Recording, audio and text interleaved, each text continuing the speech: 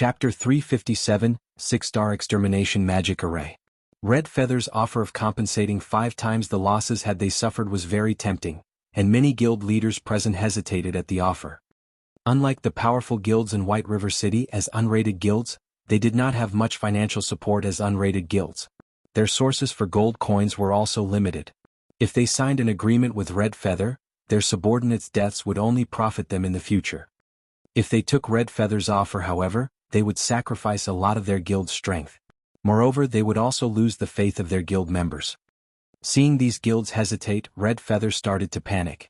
Although he was unsure of whether Zero Wing still possessed large-scale destruction spells or not, he had a guaranteed method to kill Black Flame. As long as he could approach the man, Black Flame would die even if he were an expert ranked on the God's Domain experts list.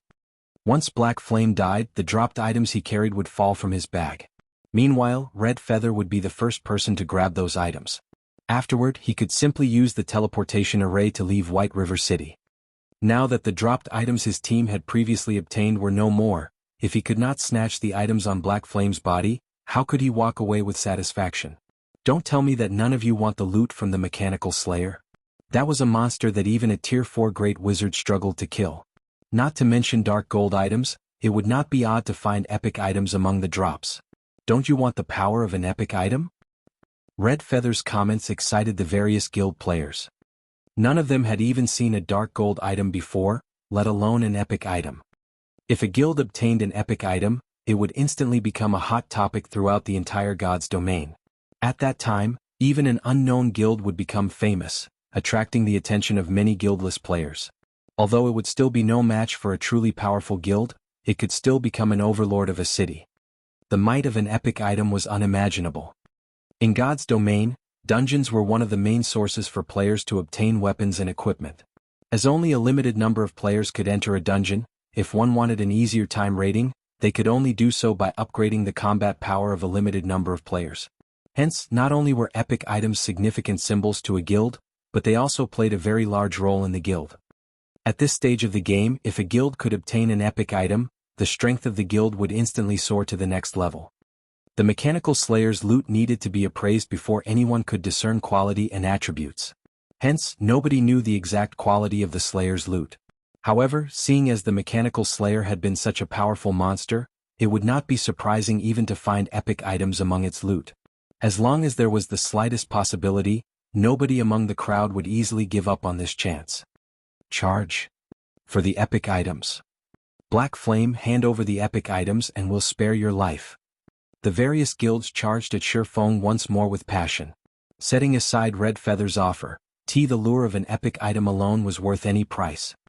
At this moment, Aqua Rose walked up to Shifeng's side, suggesting, "Guild leader, they're charging at us once more. We've bought enough time now. Should we depart?"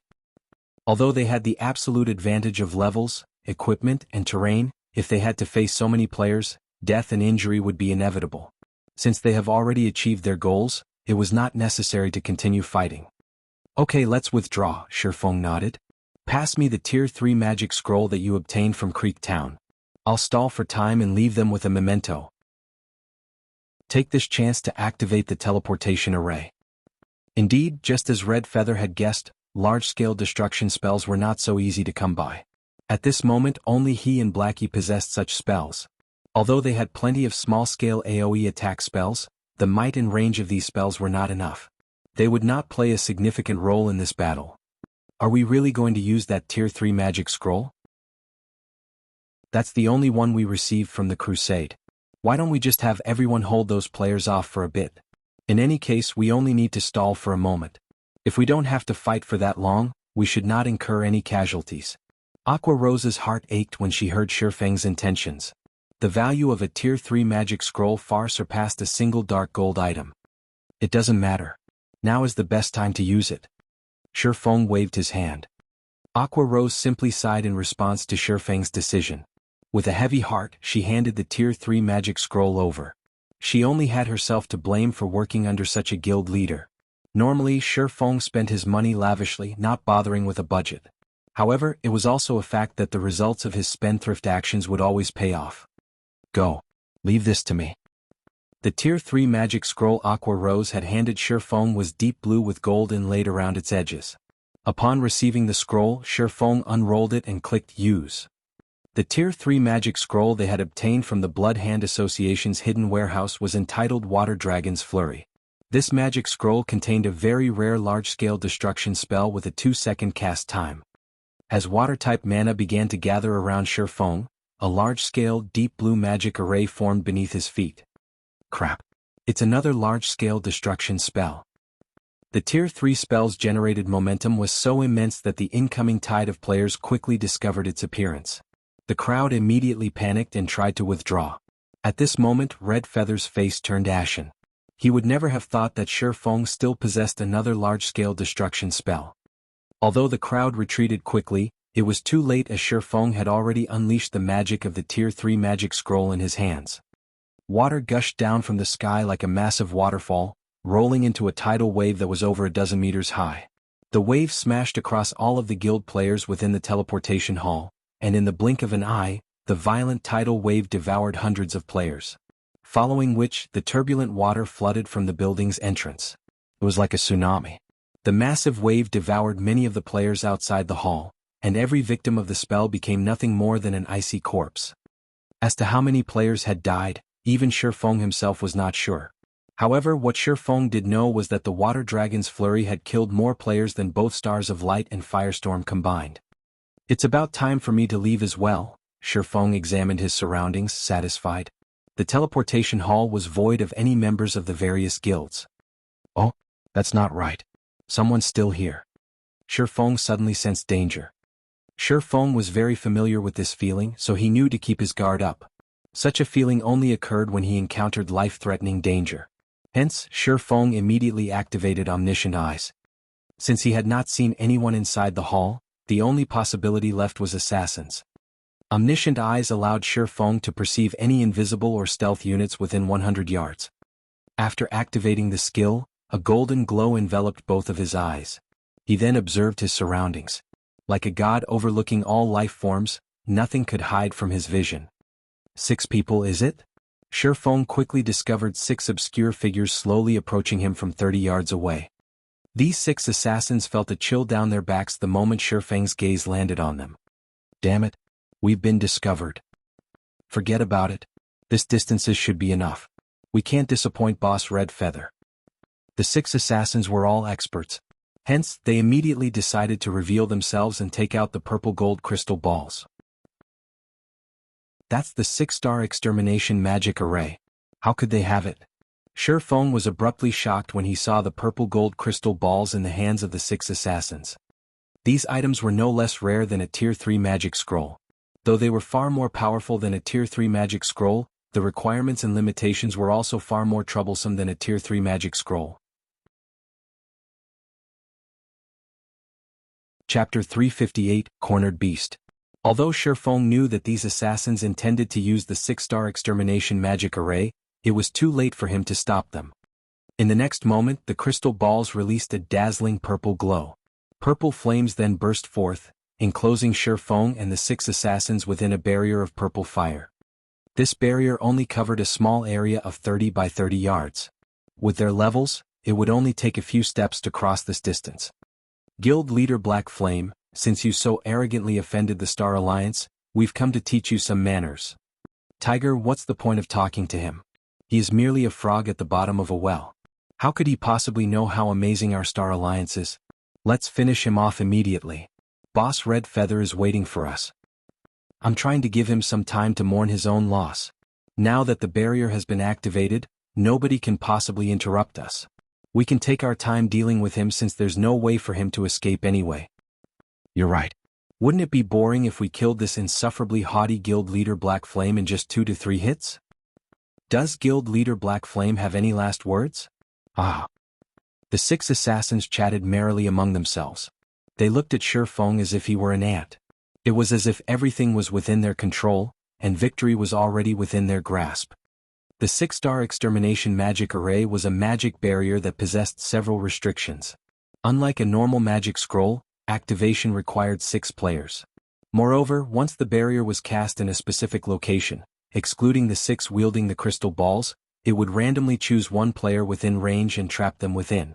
As for everyone else who was within the magic barrier's range at the time of activation, all would be sent out of the magic barrier, including players, NPCs, and monsters. After erecting the magic barrier, not even an army of tens of thousands could penetrate it. The same went for those inside the magic barrier; they could not leave. The magic barrier would only dissolve itself when the targeted player died, or the 6 activators were annihilated. In addition, while the barrier did not impose restrictions on the 6 casters, the targeted player, on the other hand, was banned from using any skills. To any player in God's domain, losing one's skills was like a tiger losing its claws and fangs. It was similar to how Shifeng could one-sidedly massacre hundreds of players after activating Absolute Time, a regional silencing skill. Although part of the reason Shifeng could achieve such a feat was due to his frightening combat power, the regional silencing skill Absolute Time played a similarly large role. Currently, Shifeng had to face 6 level 20 assassins who were capable of using all their skills. He was also trapped in this barrier until he defeated these 6 elite players. One could just imagine how dire the situation was. What a pity, Shifeng sighed as he looked at the purple flames surrounding him before shifting his gaze towards the 6 assassins. Normally, the 6-star Extermination magic array was used to deal with high-tiered mage-type bosses.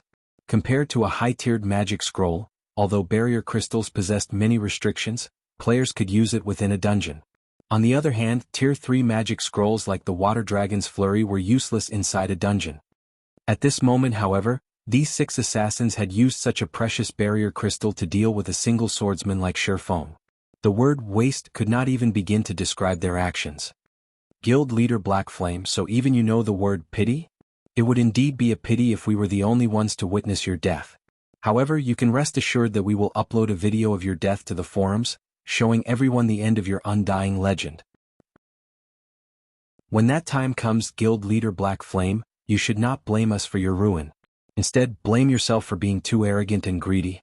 You actually dared to oppose the Star Alliance. The 6 assassins laughed maniacally, having already foreseen how Shifeng would become the laughingstock of God's domain in the near future. As for the 6 of them, after killing Shifeng, they too would instantly become the focus of Starmoon Kingdom. Saying so, the 6 assassins immediately activated stealth and advanced on Shifeng. However, Shifeng was a step ahead. Without the slightest bit of panic or hesitation, Shifeng dashed towards the 6 assassins with frightening speed. The strength of assassins lay in death from the shadows. If exposed, however, they were only half as dangerous. Knowing this, Shifeng darted forward without hesitation and sliced up the 6 assassins. Dang. Dang. Dang. 6 clangs of metal clashing resounded inside the magic barrier, and the assassins who had just entered stealth were immediately exposed. Enraged, they glared at Shifeng. Black Flame, no matter how much you struggle, the result will be the same. Since you want to die in early, let me fulfill your wish. A tanned and short assassin named Grey Squirrel tightened his grip around one of his daggers and jabbed it at Shifeng's abdomen. With even greater speed than before, Grey Squirrel drew a strange arc with his other dagger, sliding it smoothly towards Shifeng's side. Under normal circumstances, players would instinctively try to defend against the first attack and neglect the dagger from the side. Even if they managed to discover the second dagger, their instincts would still focus on the first.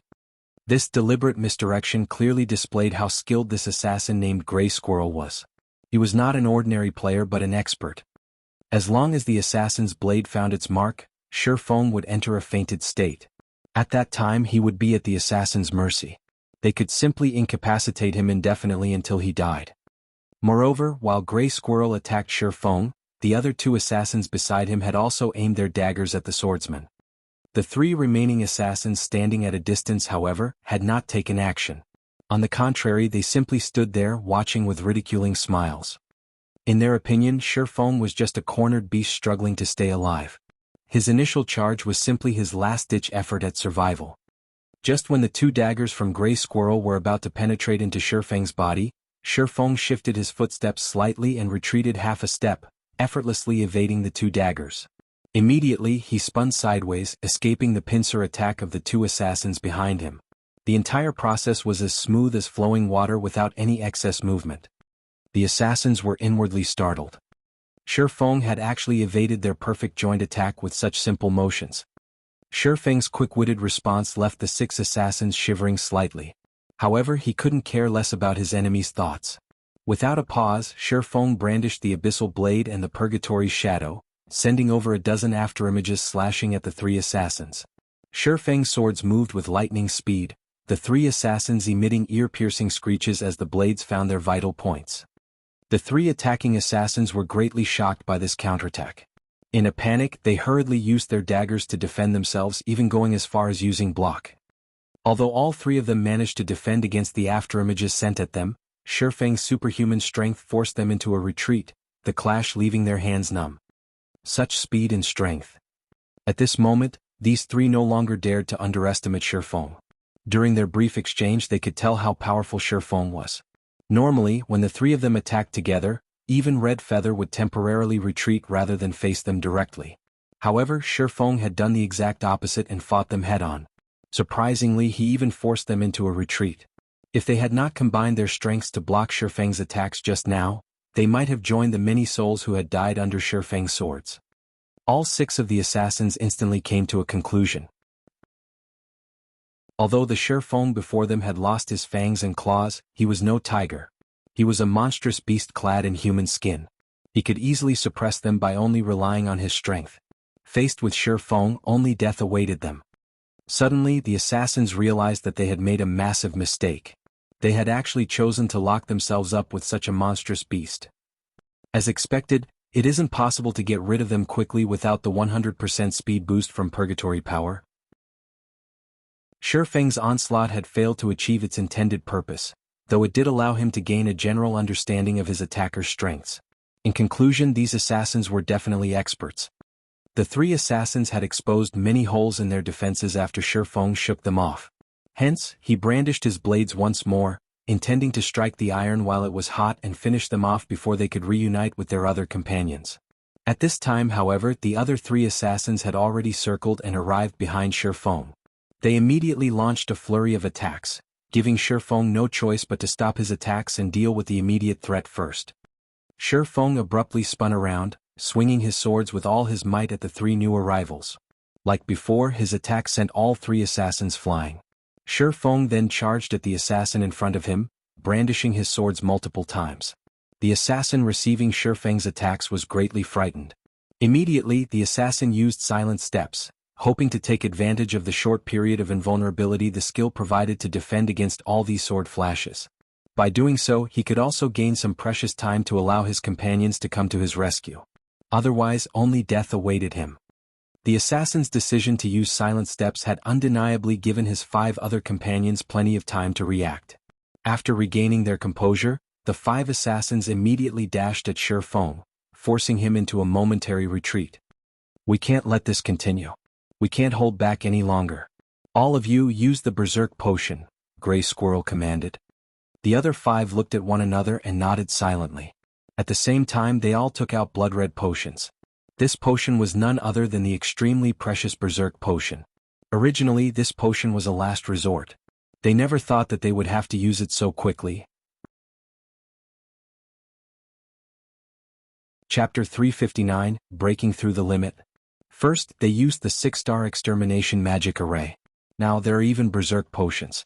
Red Feather really is wealthy. Shifeng immediately recognized the blood red potions in the 6 assassins' hands. At this stage of the game, there were no players capable of producing a Berserk Potion. Moreover, the recipe was not easily obtainable.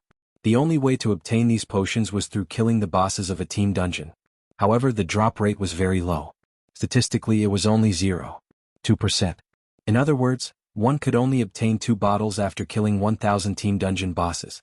Hence, without sufficient strength, it was impossible for a guild to obtain 6 Berserk Potions. When consumed, the Berserk Potion would stimulate a player's physical potential, increasing their strength and agility. The player's physique would also exceed its limits, allowing the player to carry out actions that they normally couldn't do. To put it simply, the Berserk Potion was a very overbearing potion. Black Flame, we admit that you are impressive. However, playtime is over. After the assassin named Gray Squirrel drank the Berserk Potion, his skin began to turn red. The blood vessels all over his body bulged, and his body started emitting waves of heat. His aura had also completely changed. The moment Gray Squirrel finished speaking, his body flickered and the ground under his feet cracked. Leaving behind an afterimage, Gray Squirrel instantly appeared behind Shifeng. His bright snowy dagger transformed into a white flash that flew toward Shifeng's back, his speed reaching far beyond that of his previous attacks. Startled, Shifeng hurriedly spun and used the abyssal blade to meet Gray Squirrel's dagger. Pum! Sparks flew in all directions as metal clashed. The collision forced Shifeng back by half a step. Gray Squirrel, on the other hand, was forced to take a full step backward. In terms of strength, Shifeng was still obviously superior. However, this single exchange forced Shifeng to take things seriously. From this single exchange, Shifeng could feel that the assassin's attributes were not far below his own. Facing Gray Squirrel and his team, Shifeng's small advantage of attributes was almost non-existent without the use of his skills. Even in a one-on-one battle, it would be very difficult to achieve victory, let alone a 1-on-6 battle. Compared to Shifeng's astonishment, Gray Squirrel and the others were even more shocked by their brief confrontation. After drinking the Berserk Potion, they understood just how amazing the potion's effects were. Yet, even with the effects of the Berserk Potion, their attributes were still inferior to Shifeng's. Shifeng's strength completely surpassed their imaginations. This revelation was astonishing. Just how excellent is Black Flame's equipment? Gray Squirrel kept focused on Shifeng, his expression becoming serious. He then said to his 5 companions, "We'll attack him together." The other 5 nodded. If they only relied on Gray Squirrel to deal with Shifeng, the final victor of the battle would most likely be Shifeng. Seeing all 6 opponents approaching simultaneously, Shifeng dared not underestimate them. Shifeng took out a basic frost grenade from his bag, tossing it at the assassins. Although he could not use skills, there was no restriction on the items inside his bag. Compared to absolute time of the 7 luminaries ring, the 6-star extermination magic array was inferior. When the frost grenade exploded, the 6 assassins charging at Shifeng failed to react in time and froze on the spot.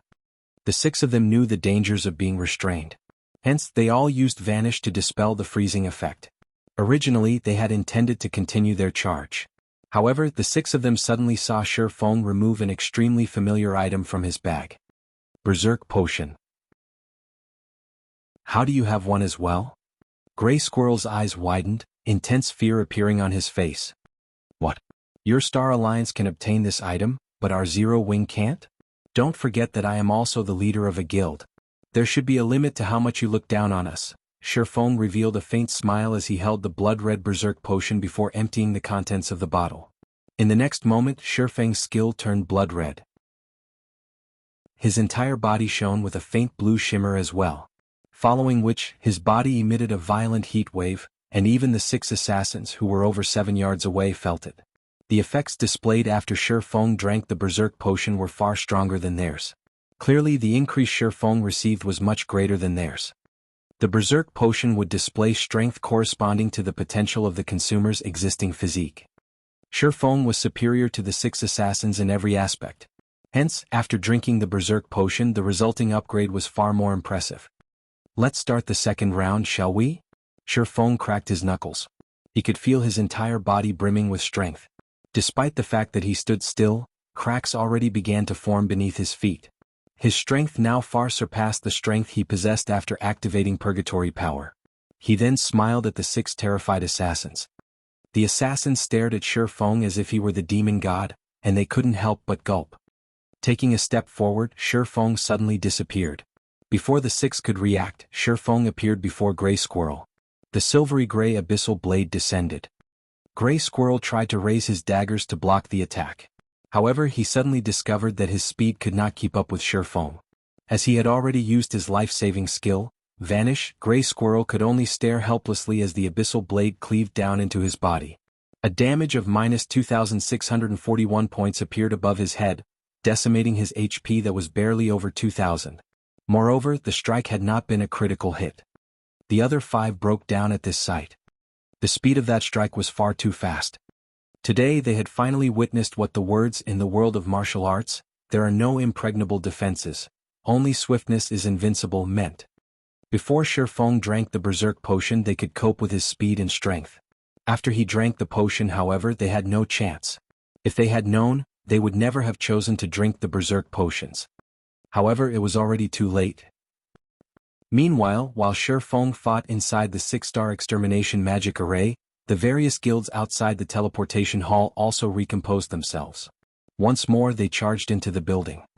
The moment they entered the building, however, they noticed a giant magic barrier of purple flame blocking the corridor, preventing them from advancing.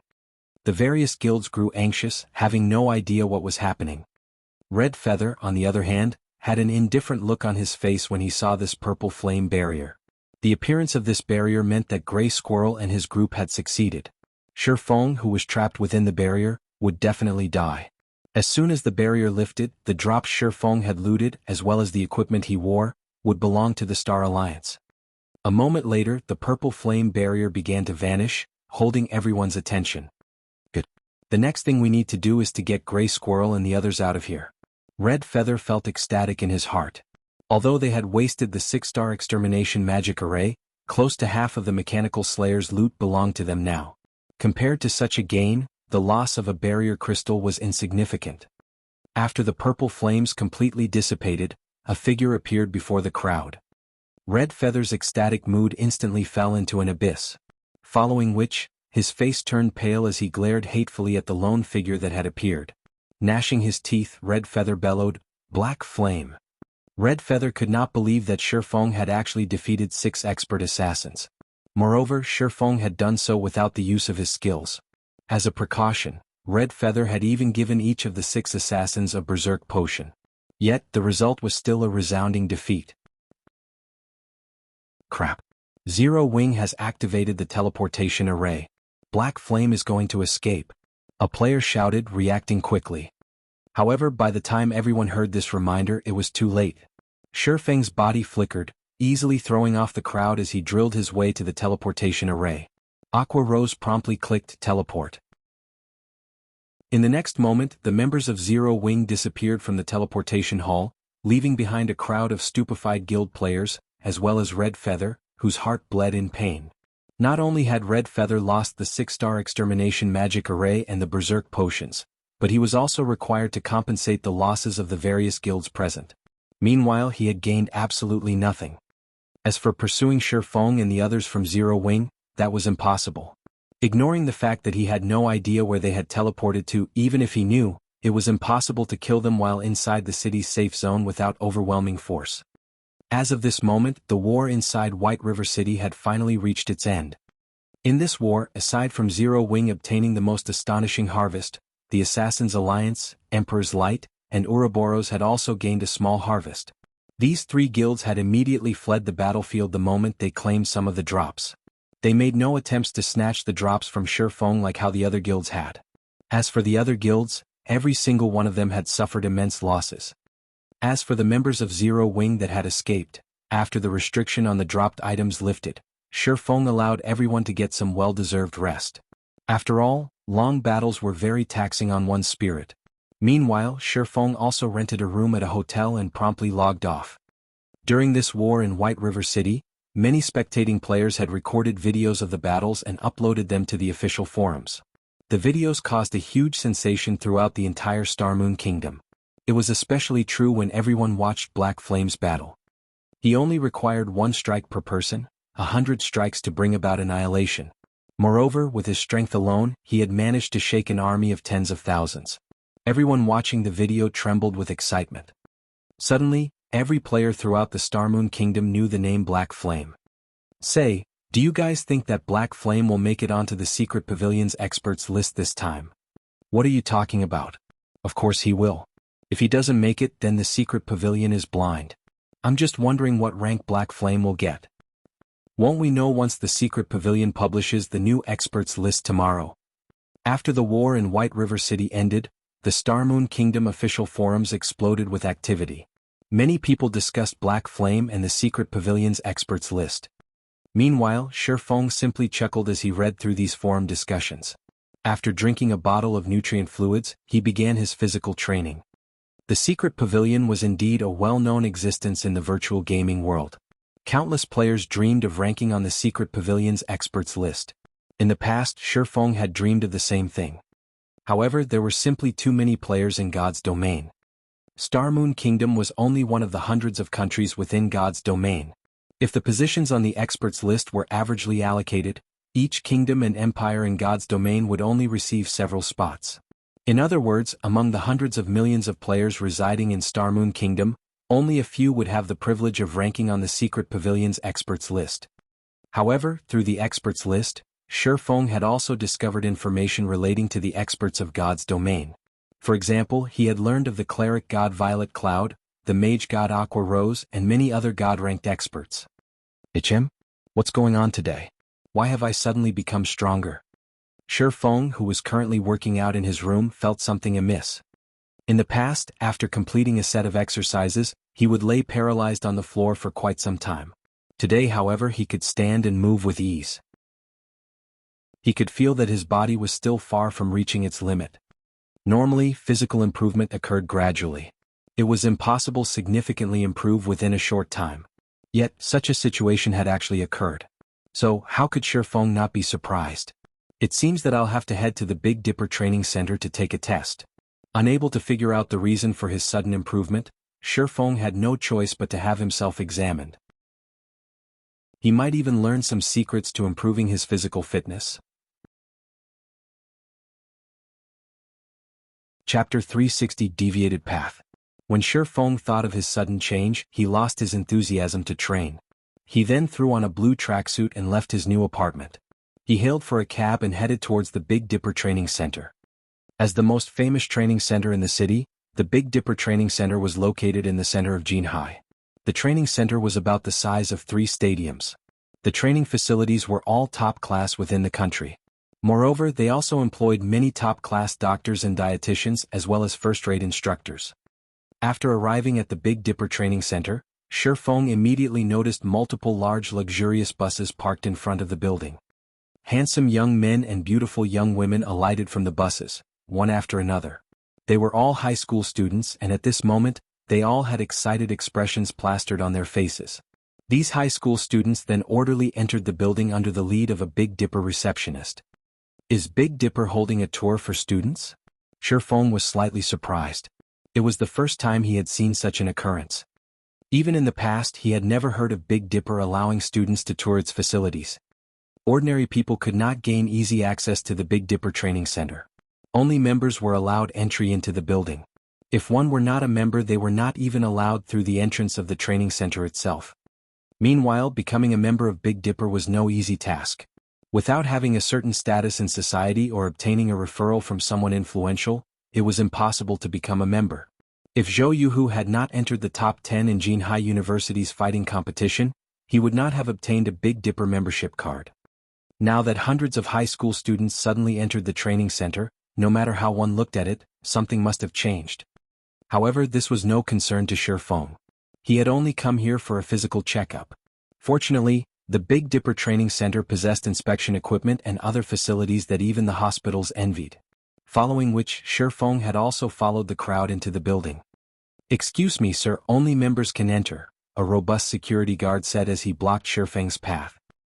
"Here is my membership card." Shifeng swiped his Big Dipper member card at the electronic lock.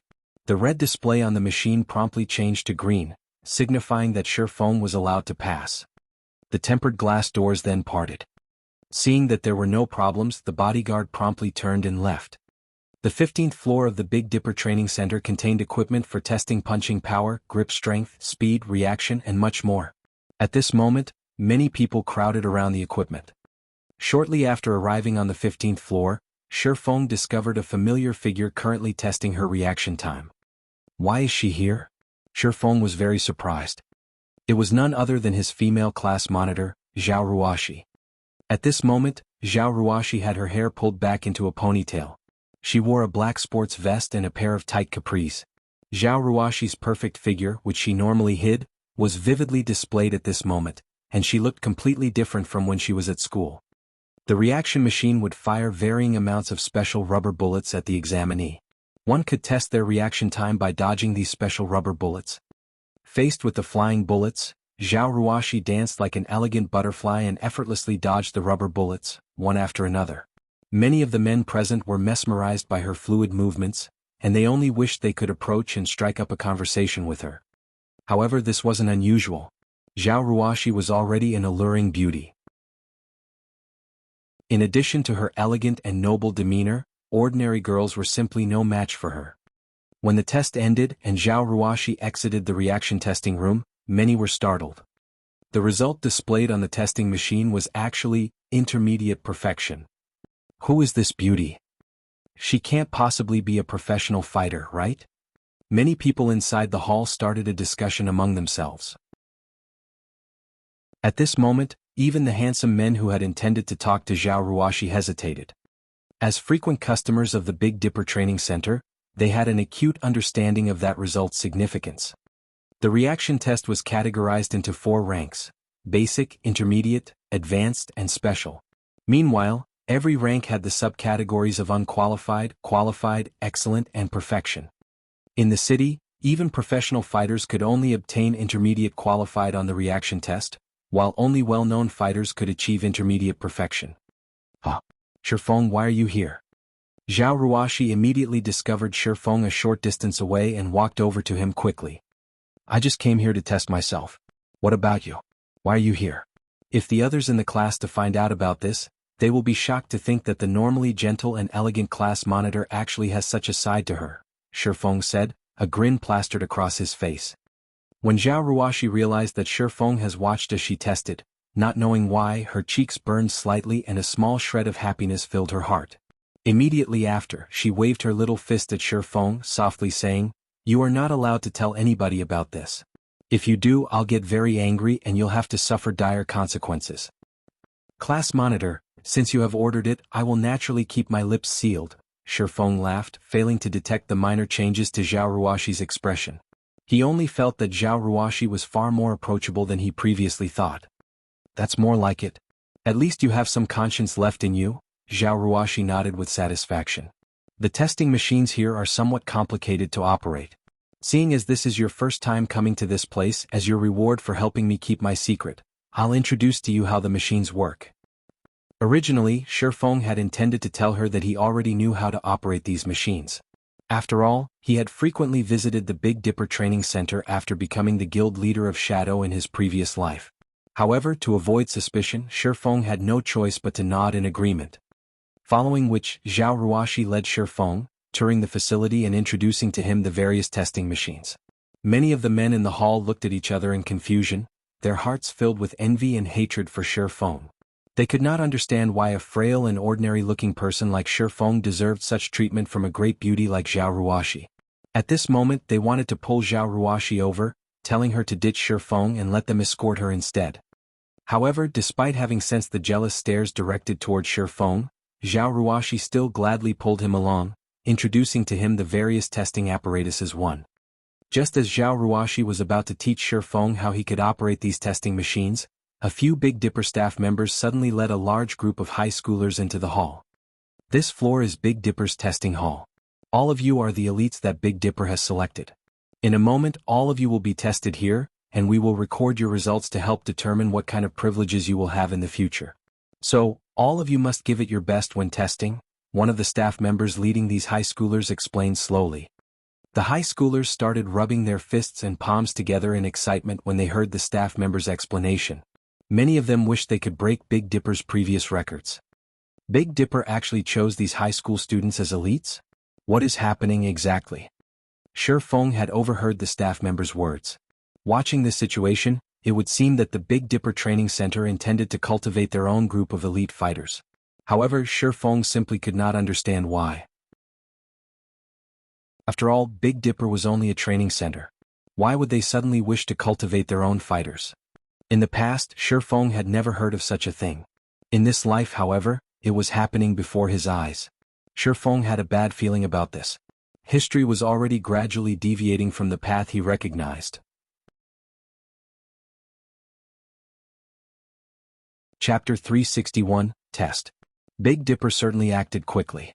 It's only been a few days now and they've already recruited so many students. Zhao Ruoxi was not surprised by the sudden arrival of the hundreds of students. She then looked at Shifeng, who had stared at those students curiously all this time, explaining, "These students are the elites that Big Dipper selected from the youths who will represent the city in the upcoming provincial youth fighting competition.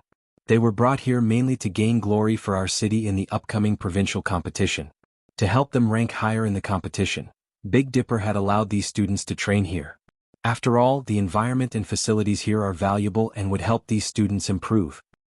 A realization struck Shi Feng after hearing Zhao Ruoxi's explanation. Indeed, it was just about time for the provincial youth fighting competition to begin. Only he had never expected Big Dipper to be so generous. In reality, Big Dipper doesn't really have a choice in this. The sudden appearance of God's domain has made a tremendous impact on various industries and professions. It is especially true for the fighting industry. Many people who have focused on fighting competitions have shifted their sights towards God's domain, causing a downturn in the fighting industry. The number of people willing to exercise at Big Dipper has decreased. In order to recover from this decline, Big Dipper has no choice but to do something like this in the hopes of recovering the fighting competition's popularity, Zhao Ruoxi explained. There are fewer people working out? Shi Feng suddenly thought of a good method to increase the strength of the Zero Wing members. In the past, due to many players shifting their focus towards God's domain, the fitness industry had indeed declined for a certain period of time. Simply put, this decline had not happened as quickly in the past, only starting 3 to 4 months after God's domain launched. However, as more people became aware of the secret of God's domain, physical training became popular again, even bypassing the previous peak in popularity. Business boomed for the fitness industry. At that time, many large guilds would partner with training centers and gyms to allow the elite members of their guilds to train and improve themselves at any time, which would in turn allow these elites to improve more quickly in God's domain. Many first-rate guilds had even chosen to establish their own large-scale training centers specifically for their elite members. Zero Wing was still a small guild at the moment. However, as the guild continued to grow, sooner or later, a physical fitness center would be required. Although Zero Wing's workshop was only a short distance away from the Big Dipper training center, it was not a long-term solution. Now that the fitness industry was going through a slump, it was the perfect time for him to take action. Considering the situation, Shi Feng did not dislike the idea of working with Big Dipper. If he established his own training center, he would need to spend an astronomical sum of money. He certainly did not possess that kind of money at the moment. By partnering with Big Dipper, not only could he encourage his guild members to train ahead of everyone else, but he could also obtain the best training environment at a significantly lower cost. While Shi Feng pondered about how he could gain Big Dipper's cooperation, a few more people had arrived at the testing hall. As soon as these people arrived, the staff members rushed to greet these newcomers, displaying respect. Manager Xiao, the students chosen are all here. Following your instructions, we have already begun testing, one of the Big Dipper staff members said respectfully as he looked at a middle-aged man wearing black robes. Good. Have them continue. I've simply come to observe their conditions. This year's provincial youth fighting competition will affect Big Dipper's future development, so we must not be careless, the man surnamed Xiao instructed. Yes. The staff members promptly retreated and led the students to their tests. Due to the arrival of this manager Xiao, the students' fighting spirit soared. They were all eager to perform well and attract more of Manager Zhao's attention. That way they could receive even more training resources in the future. As the tests began, many Big Dipper members who had also come to test stopped what they were doing, quietly observing the students test instead. After all, they would not have an opportunity like this often. Most of the visitors of this testing hall were usually ordinary folk who only trained casually. Meanwhile, although these youths were only students, they possessed the ability to participate in the provincial youth fighting competition. They should be more powerful than the average person. Even Zhao Ruoxi seemed excited and she demanded to go over and have a look as well. Helpless, Shi Feng had no choice but follow her. The first test the students went through was the punching power test. An ordinary person's punch usually carried around 100 to 150 kilograms. Meanwhile, every one of these students managed to achieve a result of over 200 kilograms. Among them, a student named Wang Cheng had even achieved a force of 356 kilograms. He was at least twice as strong as an ordinary person. Many of the spectators gasped in shock when they saw Wang Cheng's result. Even Manager Zhao's eyes glowed with delight, and he praised Wang Cheng as a talented youth. The punching power standard of the professional fighters in Jianghu City was only 320 kilograms. Meanwhile, Wang Cheng, a high school student, had effortlessly surpassed that standard. Wang Cheng obviously had a promising future ahead of him. After all, Wang Cheng was still a kid. He still had growth potential. He would have no issues achieving a force of 400 kilograms in the future. Having a force of 400 kilograms meant that he could reach the standard of the well-known fighters in Jianghu City. These students are amazing. That Wang Cheng in particular has already surpassed Zhou Yuhu. Shifeng, as our class's great hidden expert, do you think Wang Cheng can enter the top 10 of the provincial youth fighting competition this year? Zhao Ruoxi asked as she shifted her gaze towards Shifeng curiously. She had personally witnessed Shifeng's strength. Even Qin Wu, the reigning champion of Jianghu City's fighting competition, had praised Shifeng's power. Moreover, Shifeng had even defeated Zhang Luowei, someone reputed as a fighting genius. Hence, she knew that her judgment was definitely incomparable to Shifeng's. It's not that easy to tell. Victory and defeat aren't solely decided by a person's punching force. Shifeng laughed bitterly as he shook his head. He was not a god, so how could he make a judgment based solely on a person's punching power? Zhao Ruoxi nodded, feeling that Shifeng had a point. Following the punching power test was the reaction test. Of the hundreds of students, they all achieved a result of basic perfection or above. Among them there were a few who achieved intermediate excellent. A student named Wu Chuan even achieved intermediate perfection, shocking everyone. Although the test had yet to end, Wang Cheng and Wu Chuan had immediately captured the crowd's attention. Manager Xiao treated them both like treasures, doubling their training resources on the spot. Many students had cast envious gazes at the two. After the tests ended, Manager Xiao of Big Dipper had originally intended to take both Wang Cheng and Wu Chuan to meet the best instructor in Jianghu City, someone whom the Big Dipper Training Center had gone through a lot of trouble to invite. However, after he noticed Zhao Ruoxi among the spectators, he halted his steps. Ruoxi, you little girl. Why didn't you tell Uncle Xiao that you were visiting Big Dipper? Manager Xiao said as he walked over to Zhao Ruoxi.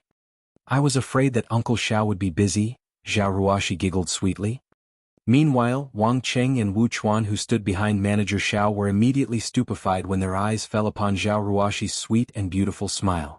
If not for Manager Zhao's presence, they might have dashed forward and promptly introduced themselves to this great beauty.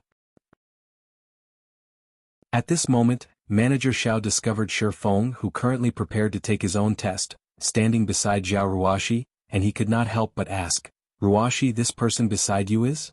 This is my classmate Shifeng, Zhao Ruoxi introduced. He has come here today to test himself and check on his own physical condition. Uncle Xiao, haven't you wanted to nurture those students to participate in the provincial youth fighting competition? I have a great way to help them obtain a good rank. Zhao Ruoxi said, giggling. Really? Manager Zhao's eyes suddenly glowed. The provincial competition was incredibly important to the Big Dipper Training Center. Zhao Ruoxi would have really helped him big time if she had a way to help the students to get a good rank in the competition. Of course, Zhao Ruoxi said with confidence. What kind of method is it? Manager Xiao asked concernedly. Seeing Zhao Ruoxi's serious expression, Manager Xiao did not think she was lying. Zhao Ruoxi then pointed towards Shifeng. With a slightly prideful tone, it's him. Him? Manager Xiao shifted his gaze to Shifeng's body, unable to discover anything special about him. Zhao Ruoxi nodded, explaining, he is our class's great expert. With him teaching those students, they will definitely succeed. Hearing this before Manager Xiao could speak, Wang Cheng and Wu Chuan started laughing. They were the elite seedlings chosen by the Big Dipper Training Center after undergoing a rigorous selection process. Let alone an ordinary university student, even some professional fighters had no right to instruct them. How powerful could the great expert of a class of university students possibly be? They could probably knock Shifeng out with a single punch. Chapter 362, Rank. Although Wang Cheng and Wu Chuan had not voiced their opinions, their expressions exposed the disdain they felt. If Manager Xiao had not been present, they might have even taught Shifeng a lesson, teaching him what it meant to be wet behind the ears. As to why the two would not dare take action in front of Manager Xiao, it was not because of Manager Zhao's position in the Big Dipper Training Center. Rather, they feared Manager Zhao's personal strength. Because Manager Zhao's strength frightened Wang Cheng and Wu Chuan, they would not make any casual remarks in front of him. Why else would geniuses like them remain silent at such a ridiculous statement? Manager Zhao's full name was Xiao Yan, and he was well known in Jianghu City. He had also been a professional fighter during his youth. However, after winning a championship, he retired as a professional fighter. He then joined the Big Dipper Training Center and developed himself there. Even though Xiao Yan was over 40 now, he would frequently spar with some of the top fighters in the city, thoroughly defeating them. Uncle Xiao, why do you look so surprised? Zhao Ruoshi's lips curled up slightly when she saw Manager Yan's face. Since you don't believe me, why don't we place a bet? Zhao Ruoshi's mesmerizing smile left Manager Yan greatly confused. He could not figure out what the little girl before him was trying to accomplish. However, since Zhao Ruoshi wished to play, he certainly wouldn't mind humoring her for a while. When all was said and done, her father was a good brother of his, and he had pampered her like a little princess since she was a child. It seems that you have a lot of confidence in your classmate, Shifeng Ruoshi. In any case, since you've already made the offer, I'm guessing that you won't let your uncle say no. What do you wish to bet then? However, I'll tell you this in advance. Your Uncle Xiao cannot get you the secret pavilion's information viewing rights. Manager Xiao laughed, having already prepared to lose. Hearing the words, secret pavilion, both Wang Cheng and Wu Chuan behind Manager Xiao were shocked.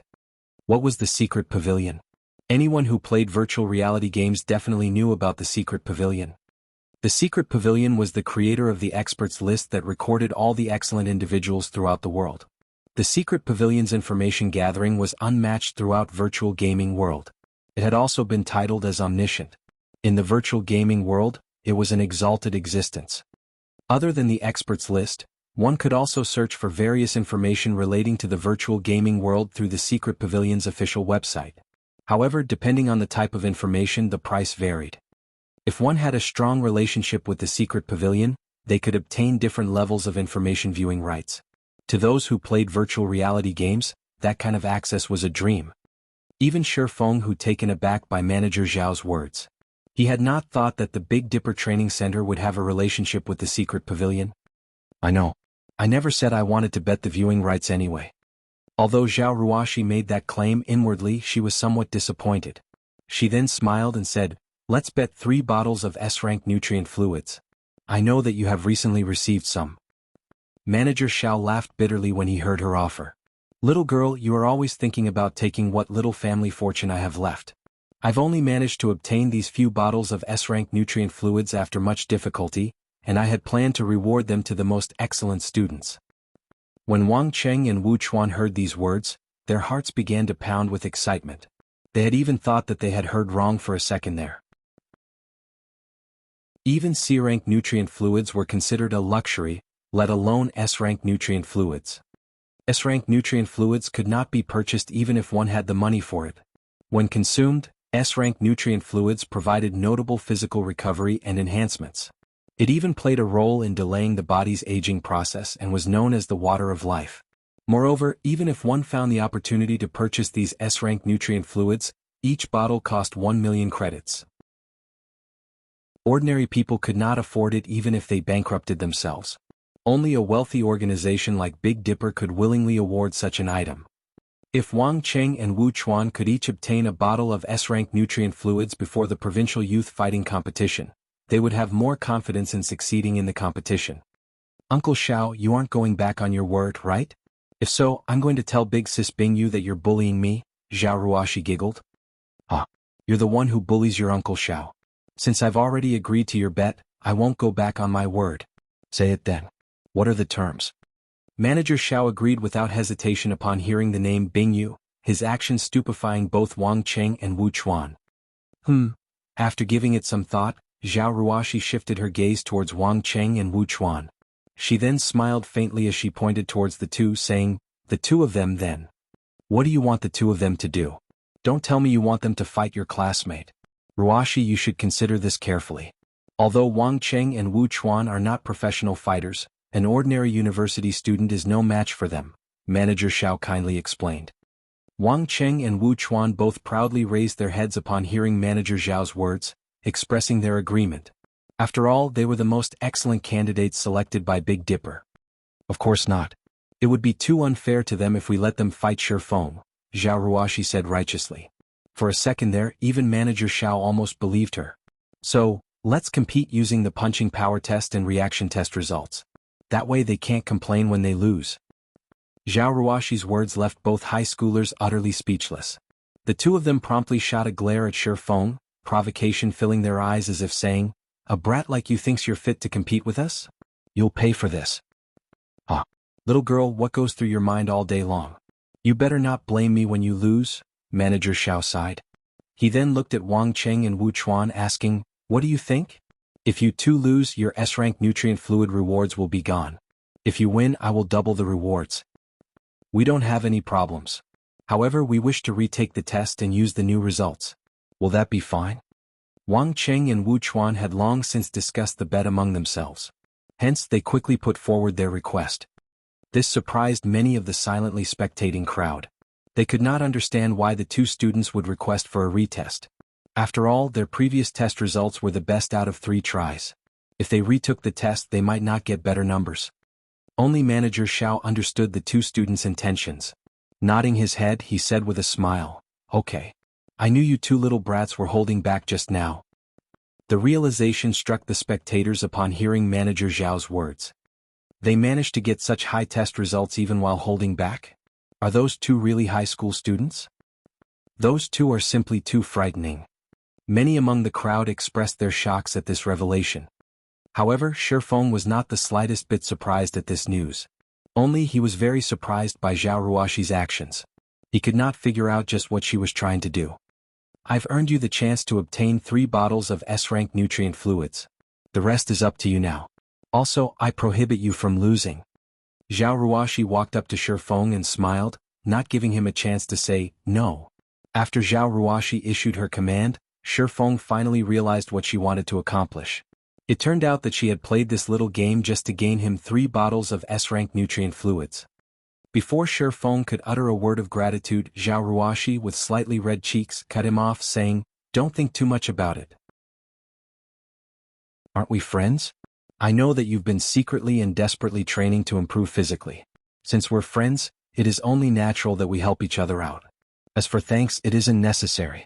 If you really wish to thank me, then come to my birthday party next month. Even if you're a busy man, you must come. You're also not allowed to be late, alright? Shifeng's heart warmed when he heard Zhao Ruoxi speaking. Although he had many things he wished to say, after racking his mind on what he should say, a single simple sentence left his lips, I'll be there. However, when Manager Xiao heard Zhao Ruoxi's demand, his originally friendly smile suddenly froze. He then shifted a stiff gaze towards Shifeng, looking at the youth with disbelieving eyes. Just what sort of demonic power does this brat have? Manager Xiao could not help but pay more attention to Shifeng. There must be a reason why the little swindling girl had such an optimistic opinion of him. Following which, Shifeng, Wang Cheng, and Wu Chuan walked towards the punching power testing apparatus to begin their examination. Chapter 363, Breaking the Record. Is this really happening? They're going to compete with each other? Both Wang Cheng and Wu Chuan are the most excellent among these students. Their results were so impressive despite their age. Calling them geniuses wouldn't be an exaggeration. That guy called Shifeng is only going to humiliate himself. You don't know? Shifeng didn't request this competition himself. Instead, it is the great beauty standing beside him who claimed that Shifeng could defeat Wang Cheng and Wu Chuan in a fight easily. For fairness' sake, they chose to compete using the test results. That beauty is blinded by love. Does she really believe whatever that Shifeng says? What do you even know about it? This is called having skill. However, that Shifeng is going to suffer for his bragging. Soon, the tests will reveal his true colors. The testing hall had originally been very lively. Now, because of the competition between Shifeng and the two students, everyone immediately crowded around the trio. The spectators present had already witnessed Wang Cheng's and Wu Chuan's strengths, though none of them had ever seen Shifeng before. However, nobody among the crowd felt optimistic about Shifeng's chances. Shifeng possessed neither a strong and sturdy frame, nor a giant muscular body. Shifeng's appearance was simply too ordinary. Shifeng was overestimating himself by challenging Wang Cheng and Wu Chuan's punching force and reaction time. Let's start with the punching test first. Each one of you will have 3 tries. Wu Chuan, you'll go first, Manager Xiao said from beside the testing apparatus. Although Wu Chuan's test results before had not been as eye-catching as Wang Cheng's, his strength was still over 320 kilograms. He was already at the standard of a professional fighter. Wu Chuan nodded before stepping up to the testing apparatus. Holding up and clenching his fists, His arms abruptly burst with strength as he sent 3 accurate strikes towards the leather target. Three deep, muffled noises resounded simultaneously. Wu Chuan was satisfied with his punches. He then turned and walked away from the testing apparatus, smirking arrogantly at Shi Feng. The numbers displayed on the testing apparatus continuously changed before finally displaying 3 scores. 341 kilograms, 346 kilograms, 342 kilograms. The crowd suddenly went into an uproar when these 3 scores appeared. Wu Chuan's results were close to Wang Cheng's previous results. Regarding pure strength, Wu Chuan definitely ranked second within the elites Big Dipper had recruited. Manager Xiao was elated when he saw these numbers. His heart was already set on placing more emphasis on Wu Chuan's training in the future. After all, Wu Chuan was far more superior than Wang Cheng in reaction time and speed. Overall, Wu Chuan was more powerful than Wang Cheng. Next, Wang Cheng. Manager Xiao shouted. Wang Cheng walked up to the testing apparatus and took up his stance. Immediately, his muscles bulged and the blood vessels across his arms also appeared. Wang Cheng sent 3 quick punches towards the leather target. The punching power testing apparatus suddenly released 3 crisp sounds, and even the machine itself trembled slightly. Meanwhile, the score the machine displayed broke through the 300 kilograms threshold and continued to rise. Within a moment, it shot the 360 kilograms threshold. Wang Cheng had surpassed even his previous highest record. Finally, the punching power testing apparatus displayed the final results. 385 kilograms, 391 kilograms, 388 kilograms. 3 scores. And each one surpassed Wang Cheng's previous record. Impressive. I didn't realize how much you had held back. Manager Xiao laughed upon seeing the scores. His fondness of Wang Cheng grew the more he looked at the young man. The standard of a top fighter in Jianghu City was 400 kilograms. Meanwhile, Wang Cheng was only a thread away from reaching that standard. Based on the youth's potential, after Big Dipper nurtured him, he should have no problems entering the top 10 in the provincial youth fighting competition. Zhao Ruoshi's confidence wavered when she saw the results. Wang Cheng's punching force had surpassed even Zhang Luowei's. Although there was only a difference of around 30 kilograms between Wang Cheng's previous record and his current scores, it was exceedingly difficult to increase one's force by even 1 kilogram after passing the 350 kilograms threshold. Many years of effort were required to increase one's force by 30 kilograms. It was impossible to achieve such a feat in a short amount of time. Although Shi Feng had defeated Zhang Luowei, Zhao Ruoshi guessed that the two of them were almost equal in terms of strength. Only Shi Feng's combat techniques and experience far surpassed Zhang Luowei's. Thus, he had effortlessly defeated the renowned fighting genius. If she had known that Wang Cheng had held back so much of his strength, she would never have chosen to compete using the test results. Next, Shi Feng. Although Manager Xiao did not know why Zhao Ruoshi had such a favorable opinion of Shi Feng, he knew that it was impossible for Shi Feng to surpass Wang Cheng's record of 391 kilograms. Shi Feng walked up to the testing apparatus, smiling bitterly at the displayed 391 kilograms. Inwardly, Shi Feng thought he is just a high school student, yet even before undergoing systematic training he is already so strong. This should be the so-called genius. Originally, Shi Feng had simply come to the Big Dipper training center intending on checking his progress. Yet, he had somehow gotten caught up in this farce. If he did not give it his all, he might really become a laughingstock.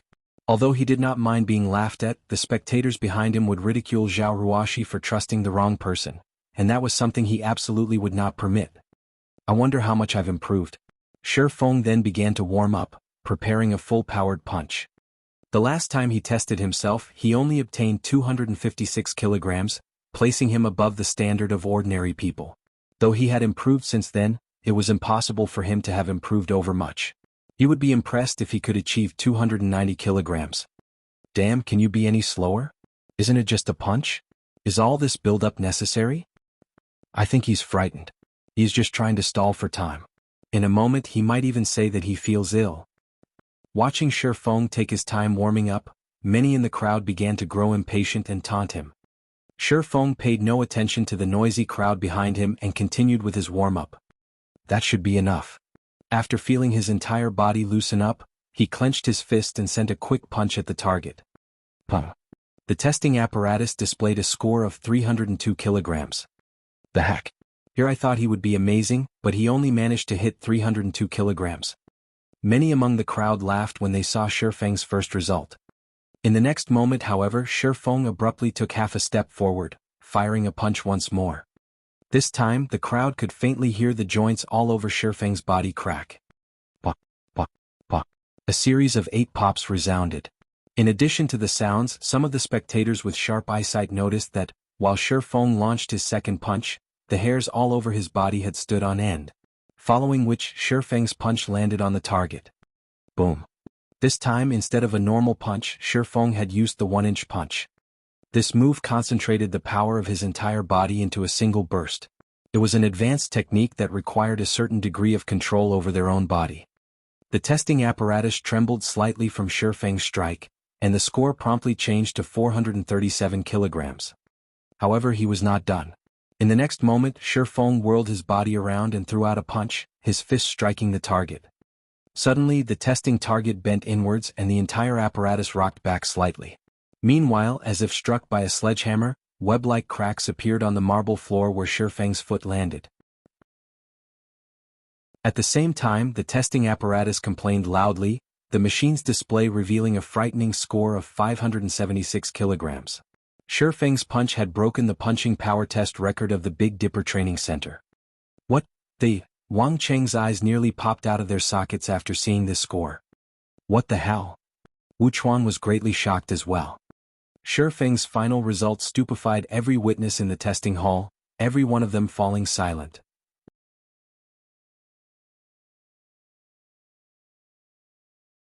Chapter 364, Internal Force Expert. Not only did Shifeng knock the punching power testing apparatus back with a single punch, but he also cracked the marble floor with a single stomp. However, there was one point that confused everyone watching. Shifeng's punch and stomp both looked very light, and no matter how one looked at the two actions, it was impossible for them to exert such immense power. Yet, the impossible had actually happened. Moreover, the burst of power was simply terrifying. Shifeng's punch and stomp struck the testing apparatus and the marble floor respectively. If they landed on someone's body, wouldn't the hits be fatal?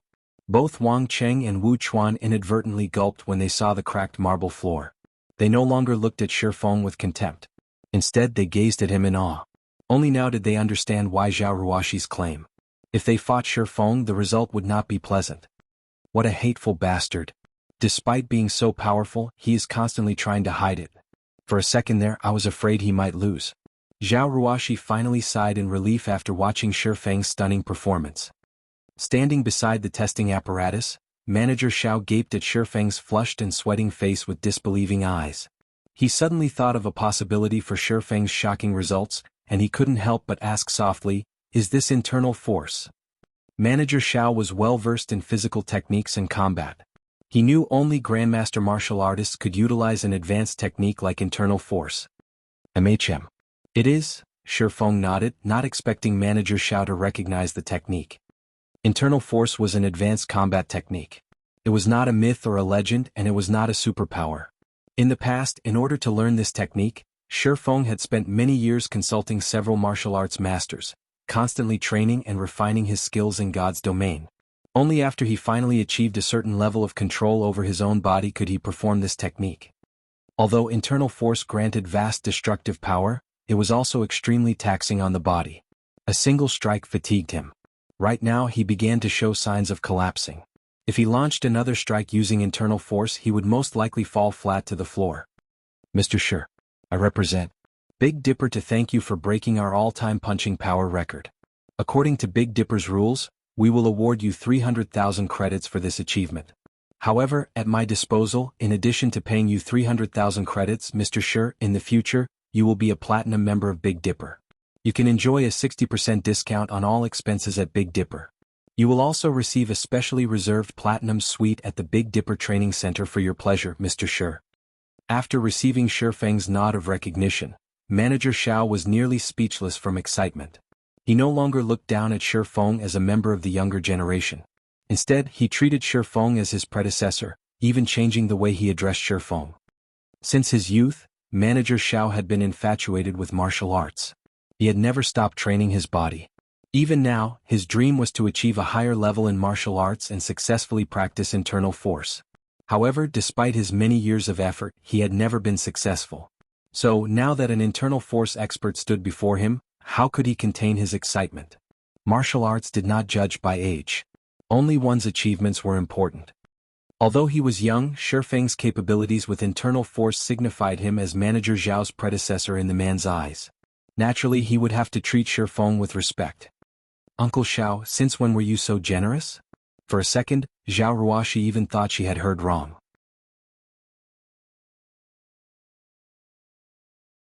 On the other hand, why didn't you tell me that Mr. Shi was a martial arts expert, little girl? You've really caught me by surprise this time, Manager Xiao said sharply, shooting a glance at Zhao Ruoshi. Didn't you say that you wanted Mr. Shi to teach these students? This isn't the proper place for such a discussion. Why don't we go to a meeting room and have a proper chat? Uncle Xiao, what about the results of the competition? Zhao Ruoshi pointed at the score on the testing apparatus. Of course Mr. Shi won this bet. There's no need to employ the reaction test anymore. I'll have the 3 bottles of S-rank nutrient fluids delivered to you later, Manager Xiao said. He then shifted his gaze to Wang Cheng and Wu Chuan, asking, do you two have any concerns? Both Wang Cheng and Wu Chuan hurriedly shook their heads. Even a person as skilled as Manager Xiao treated Shifeng with great respect. Shifeng's strength and skill were obvious. If they continued to compete with him, they would only humiliate themselves. Mr. Shi, now that this competition is over, let's go to a meeting room upstairs and talk. I have many things I would like to ask you, Manager Xiao said. Zhao Ruoshi's heart fluttered with joy when she saw her Uncle Zhao's respectful attitude towards Shifeng. She also felt a little prideful, as if Shifeng's success were her own. After the crowd in the testing hall dispersed, Manager Xiao led Shifeng and Zhao Ruoshi to a meeting room on the 21st floor. Mr. Shi, would you be interested in becoming the head instructor of Big Dipper? Manager Xiao asked seriously. As long as Mr. Shi is interested, you can state any conditions you want. It was extremely rare to meet an internal force expert. After all, every one of these experts was a master of the martial arts world. Their statuses and positions were all extremely impressive. Manager Xiao could not meet such a master even if he wanted to. Employing such a master to Big Dipper was an even more impossible task. The Big Dipper Training Center was famous in Jianghu City and possessed a certain amount of influence. Outside of Jianghu City, however, it was unknown and insignificant. Big Dipper had no way to compete with the training or fitness centers commanded by martial arts masters. If Big Dipper had an internal force expert like Shifeng in command, their long-time goal of becoming famous beyond Jianghu City might soon become a reality. Uncle Xiao, are you joking? Zhao Ruoshi was stunned. The position of Big Dipper's head instructor was no laughing matter. At that time, the rights Shifeng would possess would surpass even Manager Zhao's. In her opinion, Shifeng was only a university student slightly skilled in martial arts. In the beginning, she had pestered her Uncle Xiao with the intention to help Shifeng get a good part-time job, as well as train the current batch of students. Now that the situation had evolved, even she was slightly caught off guard. Since when has your Uncle Xiao joked around before? I'm very serious. I am only afraid that Mr. Shifeng is unwilling to accept my offer. Manager Xiao did not know what to say to Zhao Ruoshi. Despite clearly having an internal force expert by her side, she had not realized the true value of an internal force expert. Manager Zhao's anxiety was overbearing.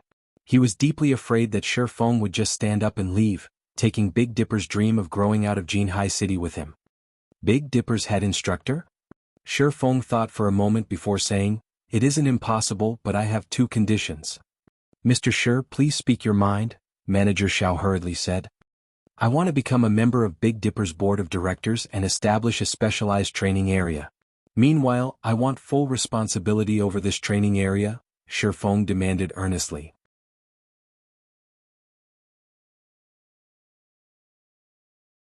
Chapter 365, Ranked. Shifeng's conditions were quite harsh. Manager Zhao's brows pinched upon hearing them. His expression turned somewhat grim, and he was at a loss on what to do. If Shifeng had only wanted some of Big Dipper's shares, Manager Xiao could easily approve by himself. The chairman of Big Dipper would also happily agree with Manager Zhao's decision. However, it was a different story if Shifeng wanted to become a member of the board of directors. Manager Xiao did not have the authority to make that decision. The board of directors controlled every aspect of Big Dipper. In other words, the board of directors held absolute authority. Why would they allow an outsider to have access to such power? Moreover, Shifeng had also demanded permission to establish a training area that would be solely under his supervision. This request was equivalent to cutting off a portion of Big Dipper and giving it to Shifeng. It was more incredulous than his first request. If Shifeng were a famous martial arts master, the directors might even agree to his requests. However, no one knew of Shifeng. There was practically no chance that the company would accede to his demands. Sitting by the side, Zhao Ruoxi was similarly stunned by Shifeng's conditions, and she began to look at Shifeng in a different light. Is this really our classmate Shifeng? This question resounded in Zhao Ruoxi's heart. Shifeng's exorbitant demands surpassed even her greed. Head instructor was only a title. In reality, it was a very relaxing position, and normally Shifeng would not have much to do. However, the head instructor of Big Dipper's status was extremely high, and countless people coveted the position. Even the famous fighters of Jianghu City yearned for this position. Unfortunately, Big Dipper had never found anyone worth consideration. On the other hand, despite being offered such a coveted position, Shifeng still demanded such a high price. Zhao Ruoxi could not understand what Shifeng was thinking. In Zhao Ruoxi's opinion, Shifeng's actions were somewhat excessive. However, Zhao Ruoxi felt they were justified. Shifeng was not an unreasonable person. Indeed, just as Zhao Ruoxi had guessed, Shifeng was completely reasonable with his demands. His price was actually quite low. If not for his consideration of Zhao Ruoxi, his demands would have been more exorbitant than a position on the board of directors and a training area under his supervision. Although Zero Wing's strength was limited to White River City at the moment, after the looting war in White River City, Zero Wing had become famous throughout the entire Star Moon Kingdom. Moreover, Zero Wing had long since established a strong and sturdy foundation. It already qualified to fight for the position of Overlord of Star Moon Kingdom. It was possible that only the higher-ups of first-rate guilds knew what this signified. There were hundreds of millions of players. Moreover, this number increased with each passing day. Only a few million people lived in Jianghu City. At most, it was as large as White River City. As for the authority Zero Wing commanded in White River City and the Big Dipper's authority in Jianghu City, it would not be an exaggeration to describe the difference between them as the difference between heaven and earth. Moreover, as God's domain grew increasingly popular, the number of people Zero Wing could influence would also grow. That influence could massively impact whichever training center it partnered with. What about the training center itself? To put it bluntly, it was simply a place for people to improve physically. What sort of influence could it possibly have? A casual remark made by a first-rate guild could allow a training center to rise to prominence at any given minute. Hence, rather than sharing the profits with others, wouldn't it be better just to establish their own training centers? What is your opinion on this, Manager Xiao? Shifeng looked at Manager Xiao and asked. Mr. Shi, your conditions are a little harsh. How about 5% of Big Dipper's shares? Manager Xiao could tell that Shifeng was not some random knowledgeable person, and Shifeng most definitely knew the value of an internal force expert. Hence, after giving it some thought, he offered the highest possible benefit that he could authorize by himself. Although 5% of the shares of a successful company like Big Dipper is generous, my conditions are firm. It would truly be a pity if you cannot agree to them.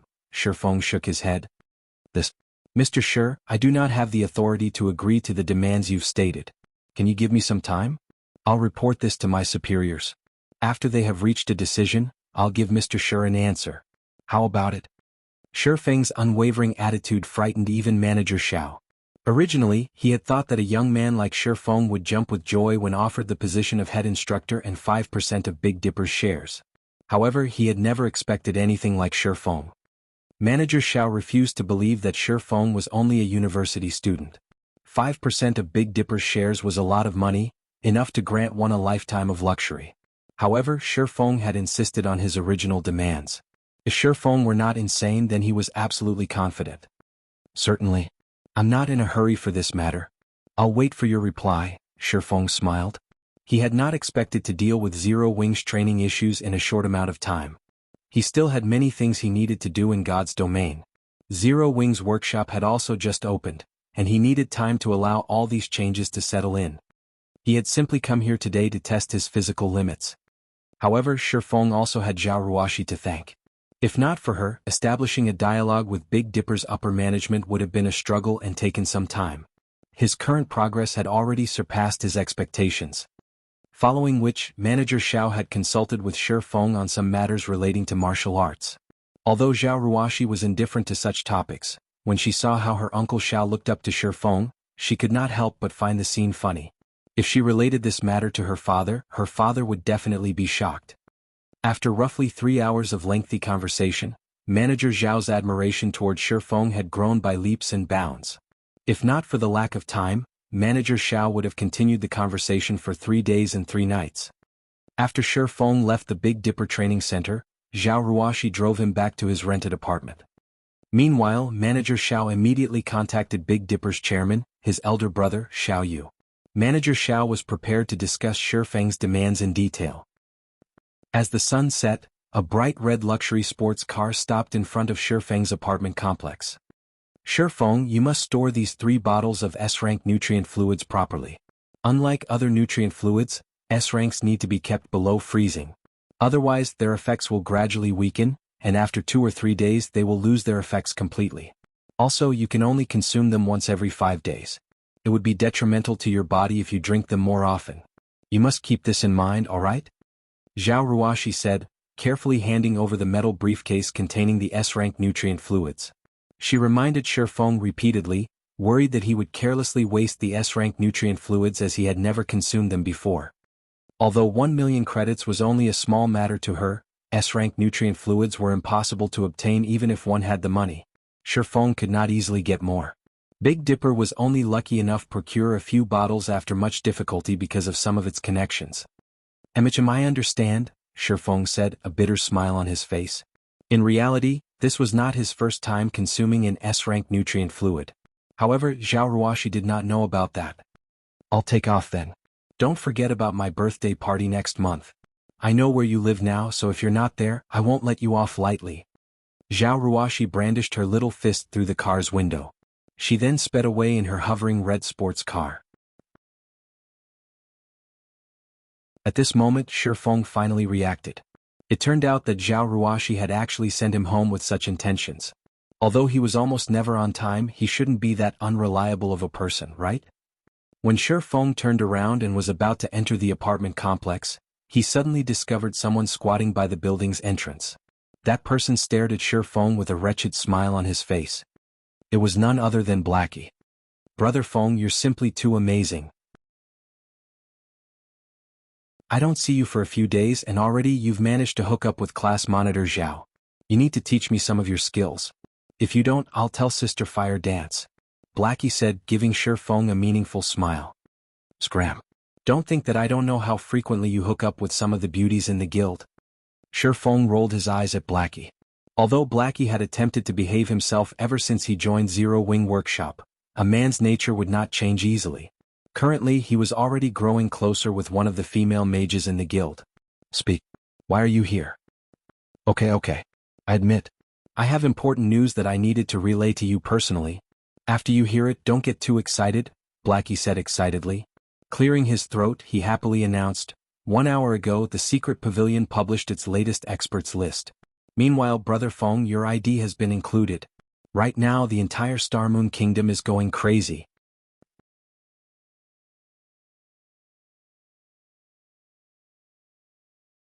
Chapter 366, Virtual Gaming Cabin.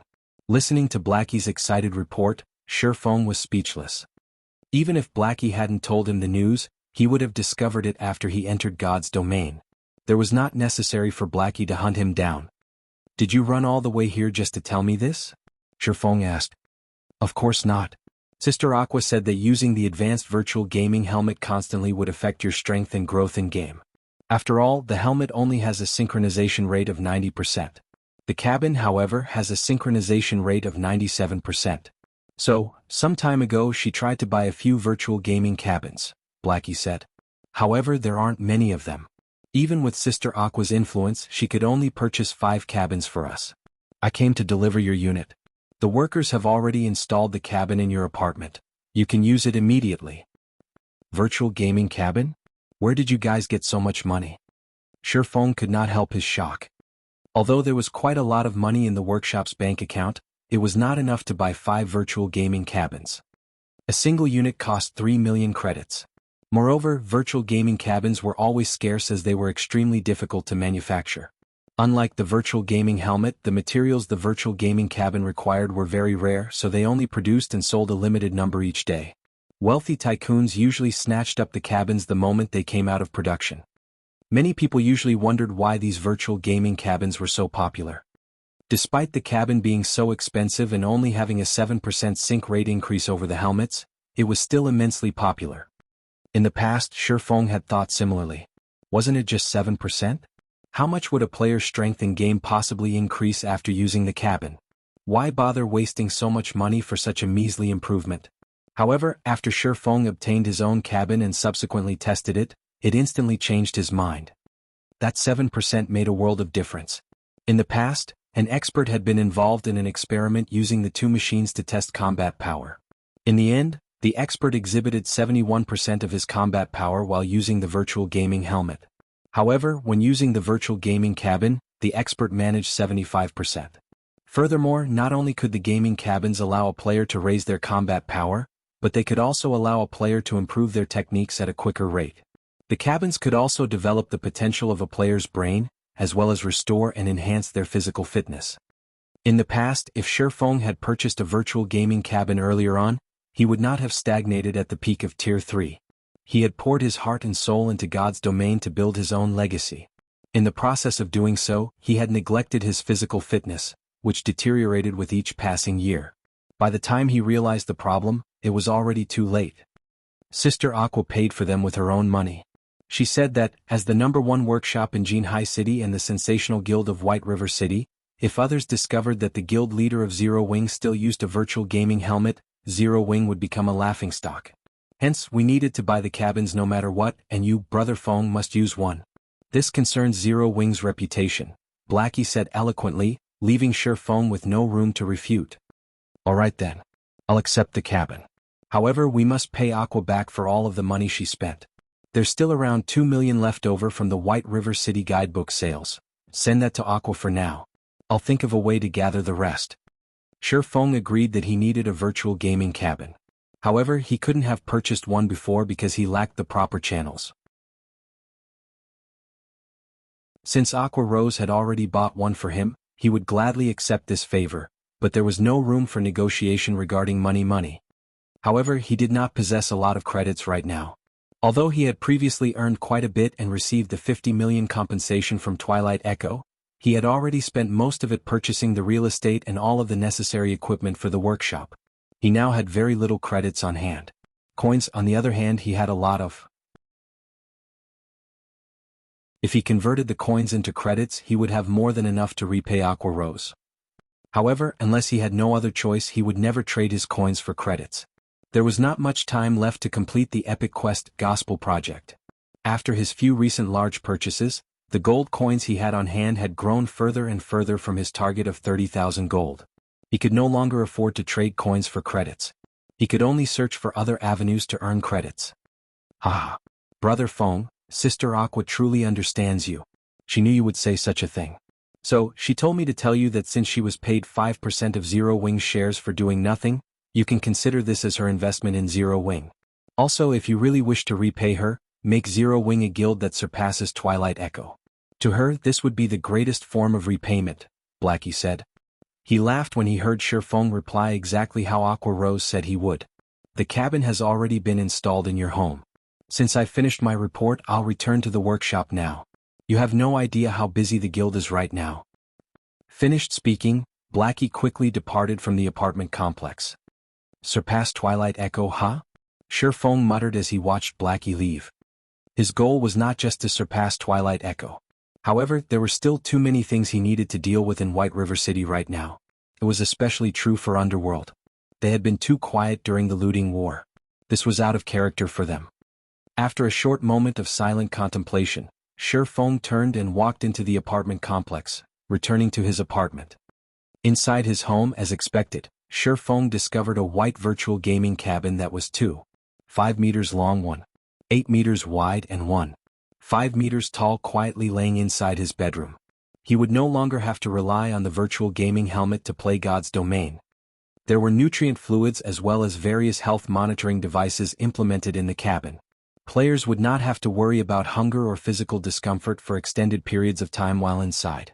On the contrary, they would get plenty of rest and recovery. Moreover, with the 97% sync rate, players would find their five senses reaching new heights in the game. With the cabin, Shifeng could finally display his true strength in God's domain. Shifeng examined the cabin before shifting his gaze towards the furnishing around the room.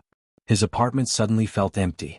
There was absolutely nothing in his home that was even close to rivaling the value of the virtual gaming cabin. Rather, the cost of a single cabin could pay for the whole apartment. It should be about time. Shifeng looked at the time. It was currently 8 p.m. and about time for him to enter God's domain once more. Following which, Shifeng went to the kitchen and stood before the fridge. He then removed the bottles of S-rank nutrient fluids from the metal briefcase. Shifeng placed 2 bottles in the freezer, opening and drinking the last bottle. Compared to the lower-grade nutrient fluids, the S-rank nutrient fluid was very special. Despite being stored in freezing temperatures, when he drank the liquid, it felt as if he had swallowed a mouthful of liquid fire. Every organ the liquid passed, from his mouth to his stomach, felt as if they had been scorched. There was no pleasure when drinking the S-rank nutrient fluid, only piercing pain. Moreover, this pain quickly spread throughout his body. Even his skin started to redden. It felt as if hot air flowed through his body, cleaning away all the toxins and restoring the vitality of his cells. His previous efforts had paid off, increasing his punching power from 256 kilograms to 302 kilograms. Everything in life involved balance. It was the same with the human body. If there were gains, then there were bound to be losses as well. Such a huge and sudden improvement would definitely cause plenty of damage to his body. Originally, Shifeng had intended to purchase an A-rank nutrient fluid to recover slowly. However, that was no longer necessary. A single bottle of S-rank nutrient fluid could completely heal all the damage to his body. It's been so long since I've drunk this. I almost forgot about the burning sensation. Shifeng smiled faintly. Although he was in pain, his body had never felt better. As for the remaining 2 bottles, he planned to leave them for his parents. That way, it could also help strengthen his parents and relieve some of the exhaustion they had piled up from work. Following which, Shifeng lay down in the virtual gaming cabin and connected to God's domain. The drops from the mechanical slayer still waited for his appraisal. After all, aside from a 2-hour waiting period, there was also a 12-hour period before the drops of field bosses could be unsealed, appraised, or used. Fortunately, by the time Shifeng logged in, that 12-hour period should be almost over. The drops of a mutant. Just thinking about them excited Shifeng. In the past, the drops from a common mutant were enough for guilds to drool over. Meanwhile, the mechanical slayer was a High Lord mutant. Shifeng couldn't even begin to guess just how amazing its drops would be.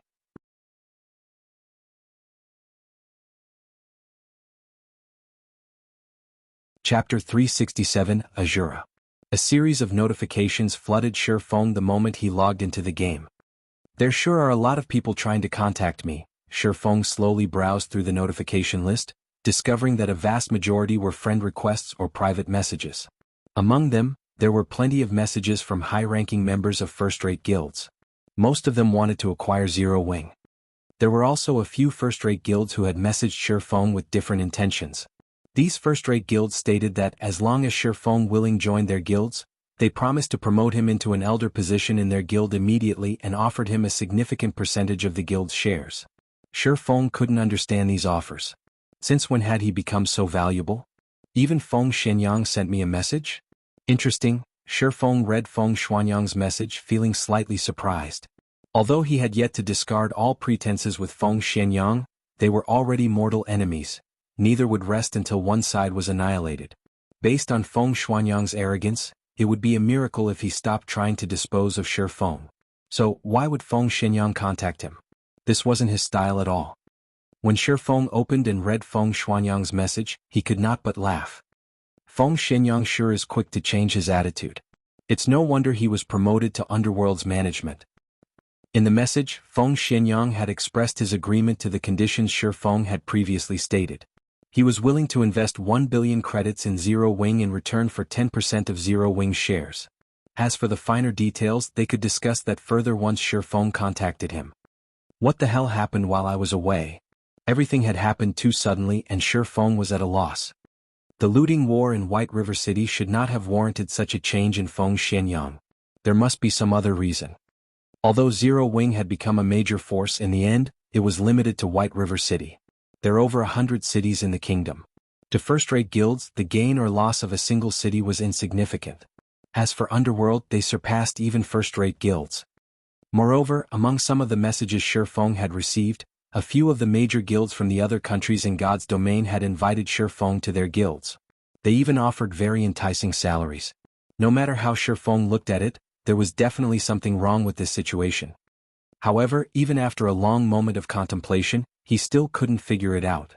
Hence, he logged onto the official forums to get a better understanding of the situation. The moment he logged in, however, he was stunned. Under the Starmoon Kingdom's forum section, posts about Black Flame and the God's Domain experts list flooded the page. Starmoon Kingdom's top player, Black Flame. Appearance of the experts list top 500 in Starmoon Kingdom. God amongst men. 1 against 10,000. Killing thousands and escaping alive. Experts analyze of the various guilds in Starmoon Kingdom. Zero Wing overall strength ranked first. However, among the numerous posts, the most popular was titled One Hit Asura, with a view count of over 10 million. God's Domain experts list rank 481, Black Flame. Class, Swordsman. Title, Asura. Black Flame had undergone numerous great battles in White River City. He once successfully killed Lone Tyrant, the guild leader of Dark Star, while surrounded by over 1,000 Dark Star members. Afterward, he fought several hundred elite players in White River City, killing every player with a single hit. Nobody could stop his mighty sword as he effortlessly annihilated over 100 players. Shortly after, tens of thousands of players from multiple guilds hunted him down. Not only did he paralyze those players with shock, but he also killed thousands of players by himself before safely departing the battlefield. Secret Pavilion's evaluation. 1 hit per person, possessing strength like a demon. The Secret Pavilion hereby gives Black Flame the title of Asura. Below the introduction, the post contained video highlights of Black Flame's battles. Black Flame is simply too amazing. He is the role model of us swordsmen. I must take him as my teacher. I heard that the Secret Pavilion doesn't give out titles casually. It's a pity that Black Flame has been in so few battles. Otherwise, he would definitely get a higher ranking on the experts list. You don't say? 1 hit per person. Black Flame even killed a level 19 shield warrior with a single hit, and he only took a few seconds to kill over 100 players. With such godlike strength and techniques, no matter how you look at it, he should not rank at just 481. In my opinion, first place should be just about right. The Secret Pavilion is definitely pulling some strings, so they're using the title of Asura to divert people's attention. I had hesitated about joining Zero Wing before. Now, however, I've decided to head straight for White River City. I must join Zero Wing no matter what. I've long since arrived at White River City. I heard that the benefits Zero Wing offers to its members are superbly good. The weapons and equipment available for trade are also top tier. In particular, the core members' equipment is a feast for the eyes. You'll just be ashamed if you wear secret silver equipment in front of them. The lowest quality equipment is at least of fine gold rank. Moreover, Zero Wing also has a guild residence. I hear that there are private rooms in the guild residence, and even normal members can rent these rooms. After I join Zero Wing, it will only be a matter of time before my equipment surpasses a major guild leader's. Many players had begun discussing Shifeng's title of Asura and the revelation of the various benefits that Zero Wing offered its members. At this moment, Black Flame and Zero Wing had become the most popular existences in Starmoon Kingdom, and their fame far exceeded first-rate guilds like the Star Alliance and Ouroboros. As Zero Wing did not recruit players outside of the city, White River City had become Zero Wing's recruitment center. Many players throughout the Starmoon Kingdom began pouring into White River City, causing the population to rise suddenly. Unknowingly, Zero Wing had become the most dominant force in White River City. While the reputation of One Hit Asura spread, many players also cursed Shifeng as a shameless villain. Shifeng had lured the Mechanical Slayer to kill countless innocent players, dragging many players into the fray. These players claimed that Shi Feng should compensate them by handing over all the drops from the Mechanical Slayer. Meanwhile, these players cursing Shi Feng were all the subordinates of Lone Tyrant and the guild leaders of the various guilds in White River City who had joined to take down Shi Feng. After the looting war, their hatred for Shi Feng was higher than the sky and deeper than the ocean. Any players who the Slayer had killed had lost 2 levels. They also had to wait 1 natural day before they could revive. Moreover, after reviving they suffered a weakened state for 2 natural days. During this time, all of their attributes had reduced by 30%, and their EXP gain reduced by 50%. Dark Star had already suffered severe losses during the looting war. However, Lone Tyrant had never imagined that it was only the start of his nightmare. With this penalty, how Dark Star ever catch up to the other guilds in the future? The other guilds were in a similar situation as well. At this moment, their eyes had turned bloody red with rage. Just why had they so foolishly sent their members after Shi Feng? Thinking up to this point, their hearts crumbled. However, regardless of how much regret filled their hearts or how many curses they spewed at Shi Feng's despicable behavior, at this moment, nobody paid them any attention. Rather, they had set themselves up to become the joke that served to uplift Zero Wing's fame even further. So that's why. Rank 481 and a title. It's no wonder why even first-rate guilds from other kingdoms and empires have made such grand offers. Even Feng Xianyang has swallowed his pride and agreed to invest in Zero Wing. Reading up to this point, Shi Feng finally understood the reason behind all those messages. There were countless experts in God's domain. However, there could only be 1,008 players on the experts list at a single time. These players were at the apex in God's domain. Players capable of placing on the experts list were also symbols of strength and status for guilds. The more experts list players a guild possessed, and the higher the rank of said players, the more potential and strength a guild would have. As a result, players on the God's Domain experts list became targets for first-rate guilds and various organizations. Take Red Feather for example. Despite ranking only within the top 900, the Star Alliance treated him like their precious baby. The Star Alliance had even given Red Feather a certain percentage of the guild's shares. As for Shi Feng, not only did he rank within the top 500 on the experts list and was the #1 player in Star Moon Kingdom, but he had also received a title from the Secret Pavilion. Naturally, he was quite valuable. Just as Shi Feng was about to contact Aqua Rose and have her appraise the drops from the Mechanical Slayer with him, he suddenly received a call request from Feng Xianyang. Shi Feng had only logged into the game moments ago, and already Feng Xianyang had contacted him. Feng Xianyang's speed left even Shi Feng speechless.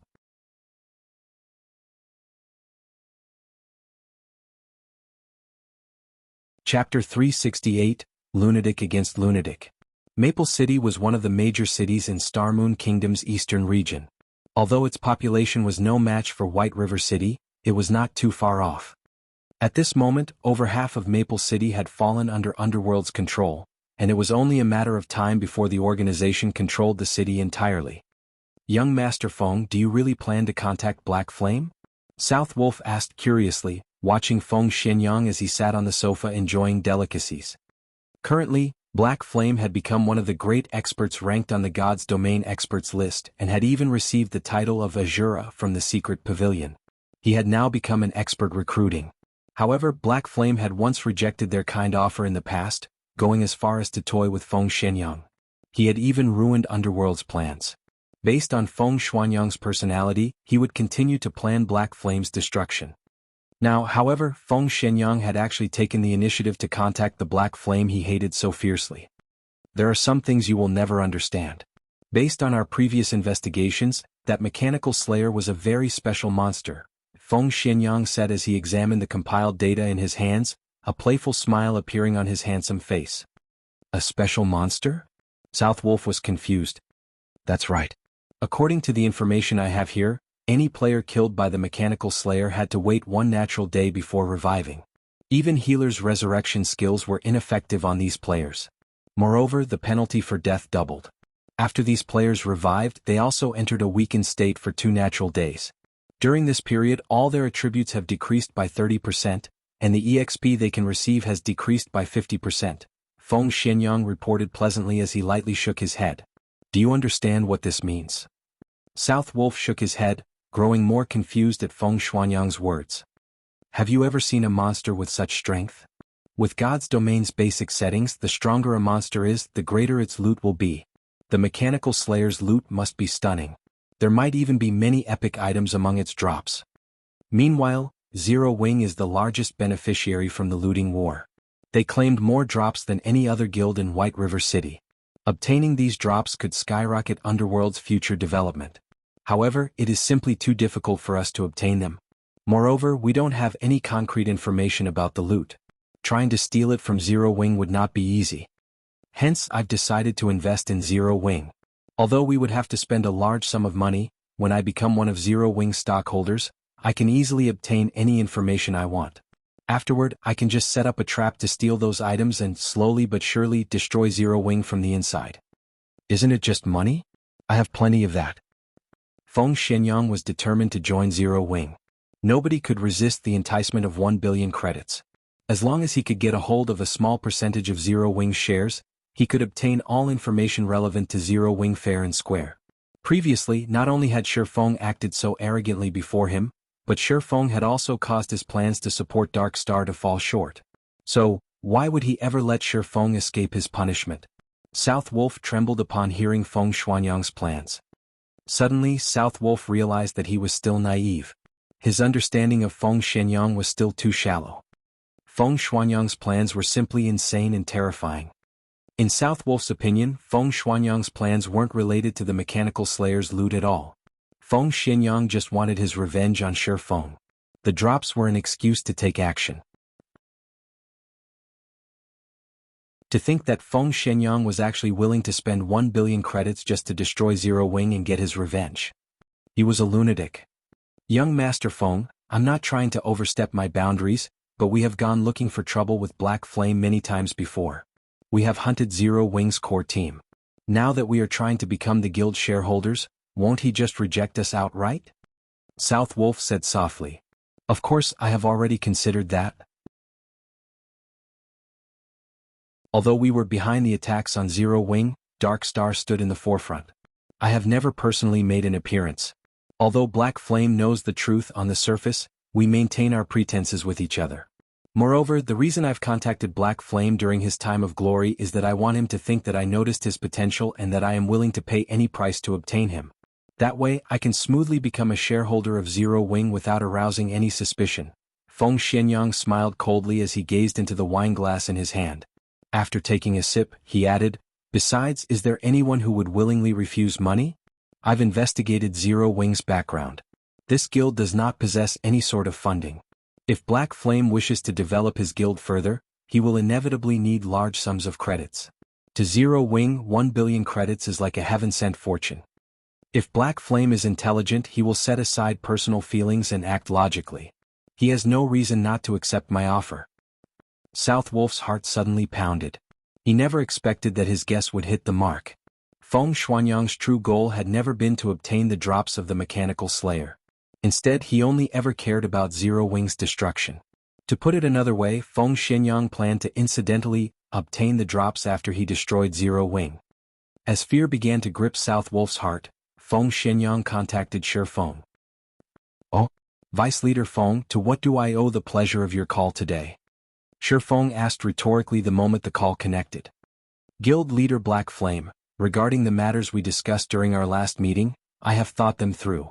Regarding a guild with boundless prospects like Zero Wing, Underworld is willing to pay 1 billion credits to become one of its shareholders. At that time, with the support of Underworld, Zero Wing will certainly grow to become the overlord of Starmoon Kingdom's eastern region.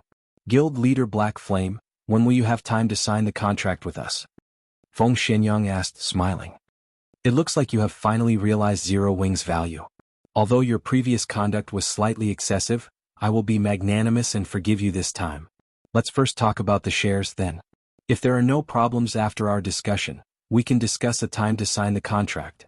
After all, the shares of the utmost importance to Zero Wing," Shi Feng said, expressing his interest.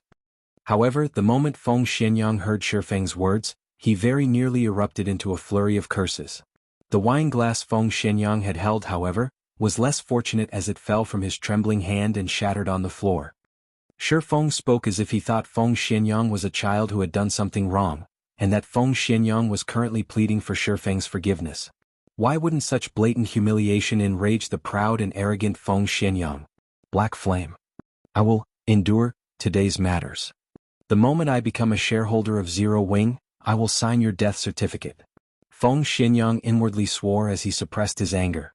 As calmly as possible he said, "Of course. Underworld will willingly purchase 10% of Zero Wing's shares for 1 billion credits. We will also supply Zero Wing with 100 gold coins every week, as well as send a large number of experts and talents from various fields, allowing the guild to become the overlord of White River City." 1 billion for 10% of the shares? Shifeng shook his head. Revealing a cold smile, he said, "I think we may have a misunderstanding. Vice Leader Feng, do you know what times have changed means? Is Guild Leader Black Flame planning to reject my well-intentioned investment because of our previous issues?" Feng Xianyang hurriedly said. "It was truly just a misunderstanding. I had no knowledge of the actions against Zero Wing. Lone Tyrant was responsible for those attacks. Despite my explicit command barring him from taking action against Zero Wing, Lone Tyrant insisted on doing so. Underworld never intended to strike Zero Wing." Vice Leader Feng, you misunderstand me. I'm not saying that I don't agree to Underworld's investment. However, 1 billion for 10% of Zero Wing's shares? Vice Leader Feng, don't you think you're being a little too greedy? Shifeng shook his head slightly. He said seriously, "Vice Leader Feng, greed can ruin one's life. However, seeing Vice Leader Feng's sincerity, I will sell you 0.1% of Zero Wing's shares in exchange for 1 billion credits. What do you think?" At this moment, Shifeng's tone implied that this was an incredibly generous offer. There was no sense of disharmony in Shifeng's words, and it sounded as if his every word was true. Black Flame. Feng Xianyang's face immediately flushed red upon hearing Shifeng's remarks, the hair all over his body standing on end and the blood vessels on his forehead surfacing. Feng Xianyang was no longer capable of suppressing the rage within him. Word by word, he angrily bellowed, "Have you gone insane? Why don't you rob a bank instead?" Shifeng's offer even frightened South Wolf. A 100-fold increase. Even if Zero Wing had grown?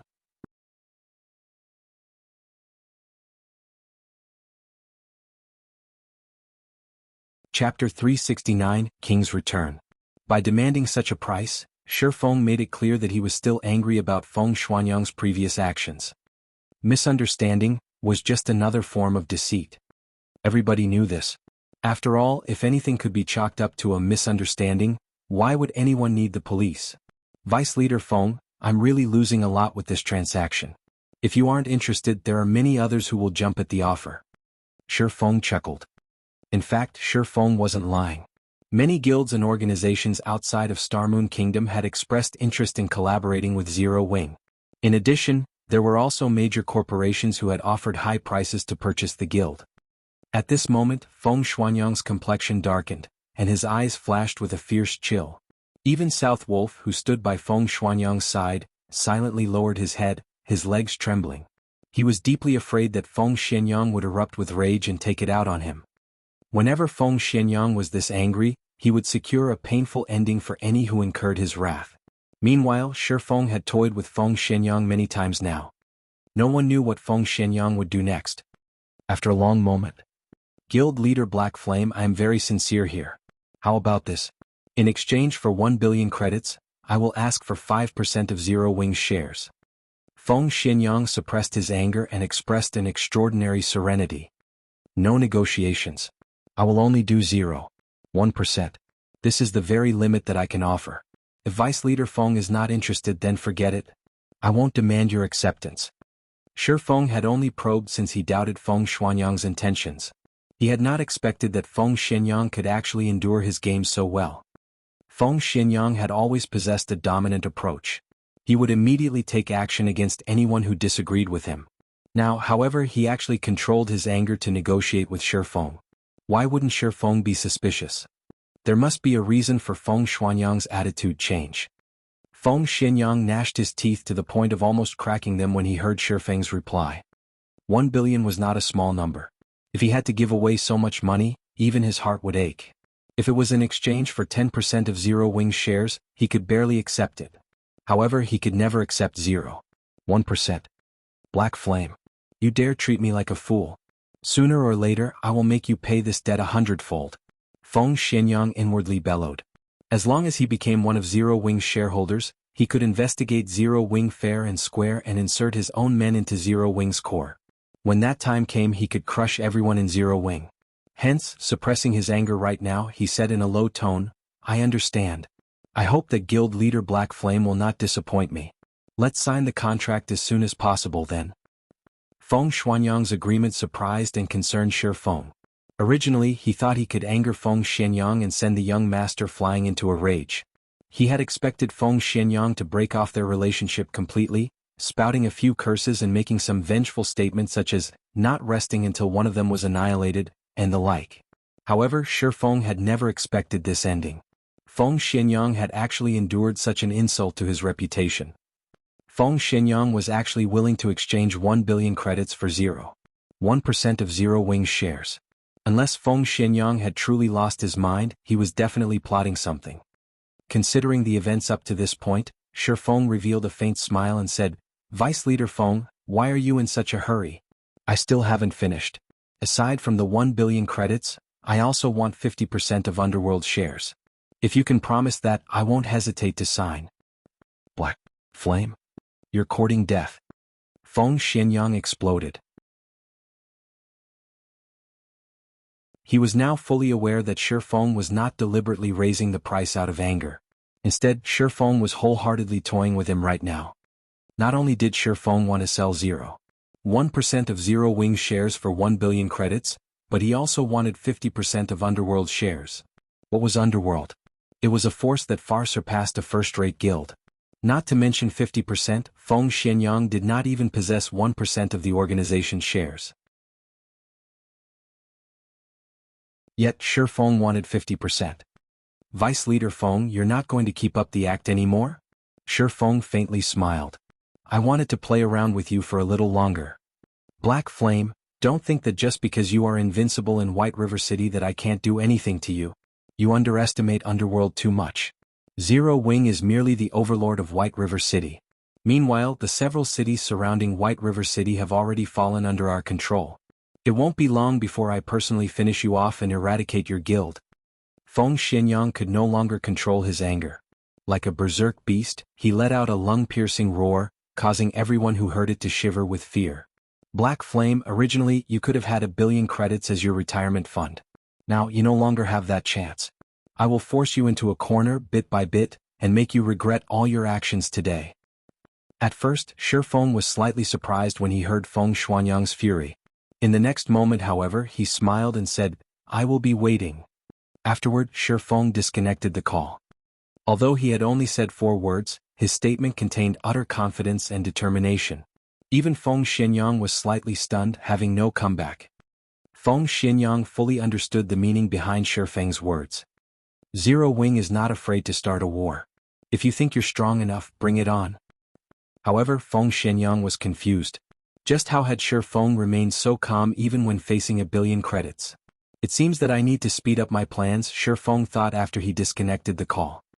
His surprise during the call had not been due to fear. Instead, it was because he had not expected Underworld's background to be so powerful. They had acted so quickly and had already conquered the cities surrounding White River City.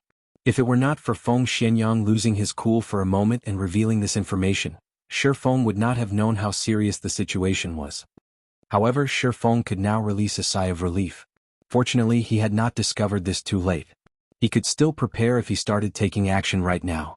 It wasn't Underworld's iron grip on those several cities. Rather, they were under the absolute control of the guilds beneath Underworld.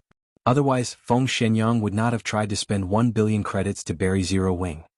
Currently, the average player's level was still low, so interaction between cities was limited. However, when players reached higher levels, they would have to head to higher-leveled areas. Meanwhile, these high-level areas were close to the common borders between cities. At that time, Underworld could trap Zero Wing. With enemies on all sides, Zero Wing's members would not be able to level up safely as they would face the risk of an enemy ambush at any time. In the end, Zero Wing would slowly but surely be pushed into a corner. However, thanks to Feng Xuanyang's temper tantrum, Shi Feng could act early to prevent such a situation. Otherwise, by the time everyone had leveled up, Zero Wing would be declawed. Considering the situation, Shifeng hurried back to White River City. Upon his return, Shifeng discovered that the area outside the teleportation hall had already been fully repaired. Meanwhile, many players wandered the streets. A majority of these players were independent. Whenever these independent players saw someone wearing Zero Wing's emblem, they would watch that person enviously, letting the Zero Wing member feel very proud. As for the members of Dark Star and other guilds, whenever they saw a member of Zero Wing, they would consciously avoid contact. These guild players were no longer as arrogant as before. Moreover, Shifeng discovered that the independent players walking around on the streets possessed very high levels. These independent players were clearly above the standard of ordinary players. Currently, many of these independent players were trying to form parties to raid high-level dungeons or grind in high-level areas. Before Shifeng had even left the teleportation hall, the atmosphere on the street changed. Practically everyone turned to stare at him. Isn't he one-hit Asura, Black Flame? Guild leader Black Flame has returned. Where? Wah. It's real. It's the real deal. He's just too handsome. Crap. I'm going to faint at this rate. Shifeng was not currently wearing his black cloak, so he was easily and quickly recognized. Suddenly, everyone on the street grew excited. Some female players looked as if they would pounce on Shifeng as soon as he passed, and many of them squealed in excitement. However, before these female players even had the chance to pounce on Shifeng, a group of players wearing dazzling equipment quickly swarmed over from a distance. The poorest quality weapons and equipment these players had were secret silver rank, and every one of these players was above level 20. They all wore a six-winged emblem on their chests, and the appearance of this group immediately attracted everyone's attention. This group of players was none other than Zero Wing's core team. In addition to these core members, there were also over 1,000 elite members behind them.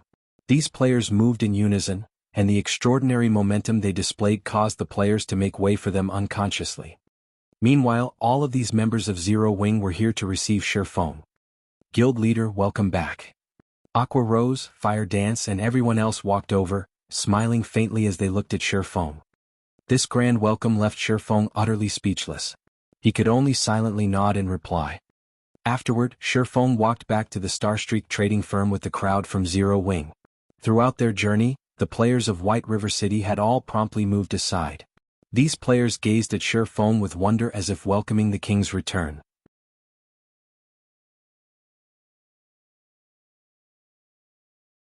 Chapter 370 Legacy Stone Sword. Starstreak Trading Firm, 3rd floor meeting room. At this moment, all of the core members of Zero Wing had gathered here. Compared to other guilds, Zero Wing was more fortunate as it had a meeting place exclusively for its own members.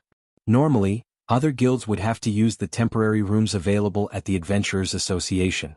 However, those temporary rooms could only hold a limited number of people at a time. Other than the Adventurers Association, guilds could also pay a large sum to rent conference rooms at hotels or bars. However, only wealthy and powerful guilds could afford such rentals. Guild leader, we have completed all of the necessary preparations for tomorrow's recruitment. We can start as soon as the guild residence's construction has completed. In addition, here is the detailed list of tomorrow's tasks. Everyone can take a look at what they need to do tomorrow.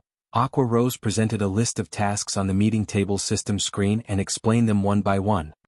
Aqua Rose had long since prepared for Zero Wing's recruitment. However, when she considered the large number of players coming from other cities as well, she had to revise her plan.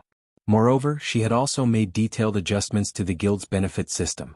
Now, they would not have to fear the sudden influx of members overloading Zero Wing's capacity and harming the guild's development. Aqua Rose's list shocked everyone present. The information Aqua Rose had compiled so impressively organized. They felt as if they were reading a university textbook. The section relating to Zero Wing's benefit system consisted of over a dozen pages. Moreover, Aqua Rose had carefully planned how they were going to counter the spies sent by other guilds. To access more information about the guild and its benefit system, members would need to be promoted to a higher rank within the guild. However, the lowest-ranking members could still view the benefits that Zero Wing offered, and they were enough to impress many players. What? There are actually 150 private rooms available for rent in the guild residence? I thought there were only going to be 7 or 8 rooms available. That's only what is available for the normal members. Look at the benefits for elite members. They can actually rent 2-star private rooms. Moreover, there are a total of 52-star private rooms available. Just how huge is our guild residence? Many of the core members present were shocked by the information revealed. Their curiosity about their guild residence grew. Look at their surprise. If they knew that our guild residence is White River City's largest and most valuable residence, the Purple Sun Mansion, I wonder what kind of expressions they would make? Blackie chuckled softly. Although Zero Wing's core membership had grown past 100, only a few actually knew where their guild residence was located. After everyone had their assigned tasks, Aqua Rose suddenly stood. Clearing her throat, she said seriously, "The next thing we are going to talk about is classified information regarding Zero Wing. It is also what that everyone present is most concerned about today, the loot from the Mechanical Slayer. Other than the people here, no one is allowed access to this information."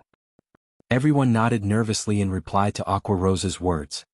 Every player who had been invited to this meeting today had a huge responsibility to the guild. The Mechanical Slayer was extraordinarily powerful. So, the items it dropped were also extraordinary. The importance of the role these items could play went without saying. Whether it was competing for a dungeon's first clear or fighting in a guild war, these items would definitely be of immense help a guild's development. If the information of these items went public, not only would their enemies have an edge against them, but it would also rouse the greed in others. At that time, their enemies would definitely plot to steal these items. Looking at the anticipation in everyone's eyes, Shifeng slowly reported, "We have obtained a total of 102 items. Of them, there are 37 fine gold items, 14 dark gold items, 7 forging designs and recipes, 12 Tier 2 magic scrolls, 3 Tier 3 magic scrolls, 8 potions, 2 epic items and 19 rare materials." What? There are actually epic items. Awesome. With epic items, our guild will flourish in dungeons. We can claim all of the first clears easily. Everyone grew incomparably excited after listening to Shifeng's report. The large number of fine gold and dark gold items alone had greatly shocked the team. They could fully arm a 20-man team with so many items. Just the thought of having a 20-man team fully geared in fine gold and dark gold ranked weapons and equipment was enough to give them the shivers. Not even first-rate guilds could produce such a powerful team. Fully arming a team with secret silver equipment was already impressive. As for a 20-man team in fine gold equipment, that was simply impossible. Meanwhile, if Zero Wing could establish such a powerful team, they would be invincible in 20-man team dungeons. The dungeon bosses would become pushovers. At that time, they could continuously supply the guild with loads of precious equipment. Most importantly, there were even 2 epic items among the loot. Previously, epic items only existed in their thoughts and dreams. After all, since the launch of God's Domain, there had yet to be any mention of anyone obtaining an epic item. Now their guild actually had 2 epic items. Everyone's breath began to grow heavy at this revelation. Don't get too excited. Although we obtained quite a few weapons and equipment, the lowest level requirement is 30. The same goes for the 2 epic items.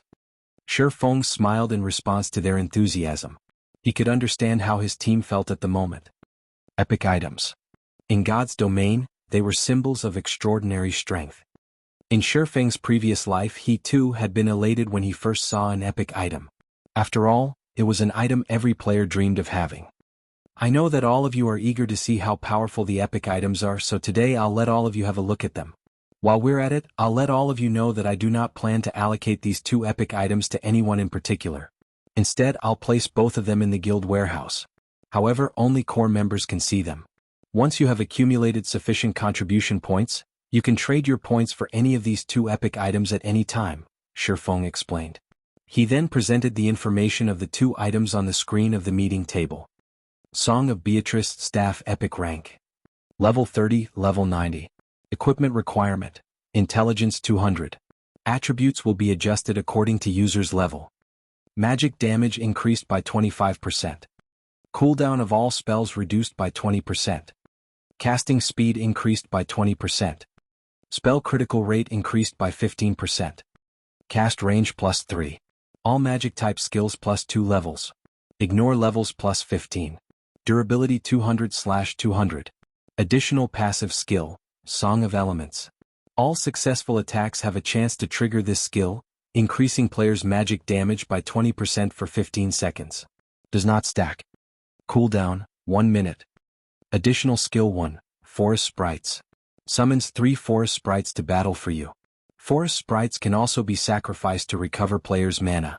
Each forest sprite sacrificed will recover 15% of players' maximum mana. Cooldown, 20 seconds. Additional skill 2, Elemental Domain. All allies within a radius of 50 yards will have their magic damage increased by 15%, cast speed increased by 15%, and mana consumption decreased by 20% for 1 minute. Cooldown, 30 minutes. Additional skill 3, Song of Sprites. Increases the effect of a specified spell by 300%. Cooldown, 5 minutes. Shadowcraft, Leather Armor, Epic Rank. Level 30, Level 90. Equipment requirement, Agility 200, Strength 150. Attributes will be adjusted according to user's level. Agility increased by 25%. Strength increased by 10%. Evasion plus 20. All magic resistance plus 20. Defend plus 4 levels. Ignore levels plus 10. Additional passive skill 1, Dark Shadow. Movement speed increased by 20%. In dark places, movement speed increased by 30% and agility increased by 10%. Additional passive skill 2, Rapid Movement. Agility increased after receiving damage. Agility increases by 5% with every 10% decrease in HP. Additional skill, Shadowless. Player can consecutively appear behind targets within a distance of 40 yards. Each use consumes 1 charge. Replenishes 1 charge per minute up to a maximum of 3 charges. Of the 2 epic items, the Song of Beatrice required 600,000 guild points, whereas Shadowcraft required 400,000 guild points.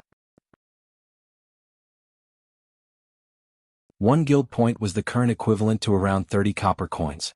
Even Aqua Rose and Fire Dance would require a relatively long time before they could accumulate so many points. When everyone saw the attributes on the 2 epic items, they were all stupefied. The equipment they wore was simply too inferior compared to these 2 items. Meanwhile, when everyone thought about how they could trade guild points for these items, a passionate flame lit up in all of their eyes. The absurdly high demand of guild points didn't deter their passion at all. At this moment, they wanted to rush out of the room and start earning guild points immediately. You've seen the attributes on these items for yourselves? As to whether or not you can trade for them, that will depend on the effort you put in. In addition, I also have some good news to tell all of you. I will reward guild points to the first 100 members in the guild to get promoted into a Tier 1 class. First place will receive a reward of 50,000 points, so all of you work hard. Seeing the high morale of the crowd, Shifeng added more fuel to the fire. Currently, not a single player had become a Tier 1 class in the entire Starmoon Kingdom. The various guilds around the kingdom were all focused on raiding the 50-man team dungeons in their respective cities. None of them knew the importance of Tier 1 players. Presently, only Shifeng knew that Tier 1 players were the key requirement to raid a level 20 100-man team dungeon. In addition, Tier 1 players also played an important role in the competition between guilds. The sooner a guild possessed Tier 1 players, the more beneficial it would be to the guild's future development. This was the reason why Shifeng had ordered his guild members to level up quickly rather than waste time competing over the first clear for the level 10 50-man team dungeons. Everyone's fighting spirit soared once more when they heard Shifeng's announcement. At this moment, they all viewed their decision to join Zero Wing as the best decision they had ever made. No other guild would offer fine gold and dark gold items to its members, much less epic items. On the other hand, not only had Shifeng made the items available for trade, but he also spent a large sum of money to encourage everyone to raise their strengths. Players would never find these opportunities in any other guild. If they could earn the reward of 50,000 guild points, even if they didn't want the epic items, they could still gain several fine gold or dark gold items, greatly increasing their prowess. After the meeting ended, the core members headed towards the class association to receive their class change quest, afraid that the others would beat them to the top prize. It should be about time for me to upgrade my class as well. Shifeng smiled faintly. Shifeng had wanted to take on his class change quest for a while now. However, he celebrated the fact that he had not already done so. He would have regretted that decision. Before the meeting started, Shifeng had already appraised the drops from the Mechanical Slayer. In the looting war, Zero Wing had actually managed to obtain 103 items, not 102. There was one item Shifeng had not revealed. The item Shifeng hid was none other than the crystal-encased ancient sword. Shifeng had kept it hidden because that item was simply too frightening. Even if he added together the value of the other 102 items, it would not reach even 1/100th of the sword in the stone. If others learned about this item, it would definitely cause a sensation to sweep throughout God's domain, which was why Shifeng had decided to keep silent about it. The sword in the stone was neither a weapon nor armor. It was a legacy item. Moreover, the legacy it contained was no ordinary legacy. It was a legacy item even more powerful than the magic weapon star's reminiscence.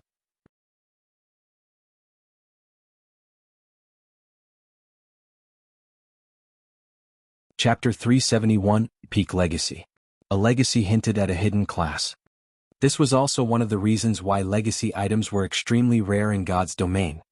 Previously, the fact that they had obtained the Astromancer's legacy from the Blood Hand Association's stronghold had already blown Shifeng's mind. Now, however, he had an even more powerful legacy. Moreover, only berserkers and swordsmen could use this legacy. Shifeng knew that the legacy contained within the sword in the stone was more powerful than the Astromancer's legacy was because of its unsealing conditions. Violet Cloud's legacy item, the magic weapon star's reminiscence, required a Tier 3 Great Mage to help unseal it. Based on these stringent requirements, the Astromancer's legacy should be superior among the many legacies that existed in God's domain. However, Shifeng's sword in the stone was far more amazing than the star's reminiscence. Sword in the stone. The sword inside the crystal faintly emits a power from the ancient era. It occurs naturally with no signs of being crafted. However, a frightening power had damaged this ancient sword severely in the past. If one wishes to awaken the power contained within and gain a better understanding of this sword, they need to gather the power of 3 Tier 4 classes and expend 21 mana stones. Class restriction, Berserker and Swordsman. Not to mention the 3 Tier 4 NPCs, just the number of mana stones required was a huge headache for Shifeng. Mana stones were extremely precious in God's domain. Although they weren't as valuable as 7 Luminaries crystals, they were not far from them either. Mana stones were rare materials required to craft epic ranked weapons and equipment. However, the most dreadful aspect of mana stones was that nobody sold them in God's domain. Only bosses in 100-man hard mode team dungeons dropped mana stones. Moreover, the drop rate was a minuscule 2%. Currently, throughout all of God's domain, Shifeng had yet even to hear news about anyone obtaining the first clear of a level 10 50-man team dungeon, not to mention a level 20 100-man team dungeon. Even Zero Wing, his own guild, was only in the preparation stage of raiding a level 20 100-man team dungeon. Only players who had gathered 100 Tier 1 players had a chance of success in the hard mode versions of those dungeons. In other words, it was simply impossible for Shifeng to get his hands on a mana stone right now, let alone 21 of them. The difficulty of unsealing the sword in the stone far surpassed the magic weapon star's reminiscence. Hence, Shifeng was certain that the legacy contained within the sword in the stone was far superior to the star's reminiscence. At the very least, it should be one of the peak legacies of God's domain. I can only give it a try. Shifeng smiled bitterly as he gazed at the sword in the stone inside his bag. The awakening conditions of the sword in the stone were too high. Ever since Shifeng had appraised the legacy item, he had constantly been thinking of a way to fulfill those conditions. He could not afford to wait until Zero Wing obtained the first clear of a 100-man hard mode team dungeon before gradually collecting 21 mana stones. If the guild leader of any other guild stood in Shifeng's place right now, activating the class change quest of the sword in the stone would be nigh impossible. And ordinary players could never meet these conditions. Only after racking his brain did Shifeng think a way to awaken the sword in the stone early. Soon, Shifeng left the meeting room as well and headed to one of the forging rooms on the 4th floor of the Starstreak trading firm. They had obtained a total of 7 forging designs and recipes from the looting war. Of them, 3 were forging designs. All 3 forging designs produced different types of basic strengthened armor kits, which were respectively meant for plate armor, leather armor, and cloth armor. Although these basic strengthened armor kits were a lot weaker than the basic mana armor kit, their effects only half of the latter, they were still very valuable. After all, Shifeng was not a dedicated lifestyle player. He could not afford to spend a large amount of time producing the basic mana armor kits. Meanwhile, the supply of basic mana armor kits available on the market would not meet the demand. Hence, These 3 basic strengthened armor kit forging designs were extremely important. At this moment, a knocking came from the door of the forging room. "Guild leader, the ones you called for are here," Melancholic Smile said respectfully as she entered the room. While Shifeng had been busy, Melancholic Smile had grown to have the aura of a strong and capable woman. The current Melancholic Smile was already an advanced forging apprentice, and she was only a short distance from her promotion to a basic forger. Under Melancholic Smile's management, the Horizon Alliance, the lifestyle guild Shifeng had secretly established, had grown to house over 3,000 members. These lifestyle players had been recruited from various places. Currently, these members had crafted a majority of the products sold at the Starstreak trading firm. Not even Aqua Rose and Blackie knew about the Horizon Alliance. In the eyes of the public, the members of the Horizon Alliance were simply players that the Starstreak trading firm had hired. "Ah, come on in then," Shifeng nodded. Following which, a man and a woman entered the forging room. The woman who followed Melancholic Smile was none other than the forging genius Cream Coco. She had already become an advanced forging apprentice. Meanwhile, the man who entered with Cream Coco was a 40-year-old man called Roasted Ironheart. Because of his age, the guild's Roasted Ironheart had joined in the past had looked down on him. However, after he passed the test set by Melancholic Smile and became a member of Horizon Alliance, he had poured his heart into forging items and displayed frightening talent. Regarding forging techniques, he was even more talented than Melancholic Smile. Currently, he had already become one of the 5 great forgers of the Horizon Alliance. After the two entered, upon seeing Shifeng, Roasted Ironheart immediately grew cautious. Normally, Melancholic Smile was responsible for dealing with all matters within the Horizon Alliance. So no one had ever met the true owner of the guild. The members of the Horizon Alliance only knew that their guild leader was extremely mysterious, and he had actually managed to form a relationship with the Starstreak trading firm. Not only did this great personage possess frightening wealth, but he also had great talents such as Melancholic Smile and Cream Coco working under him.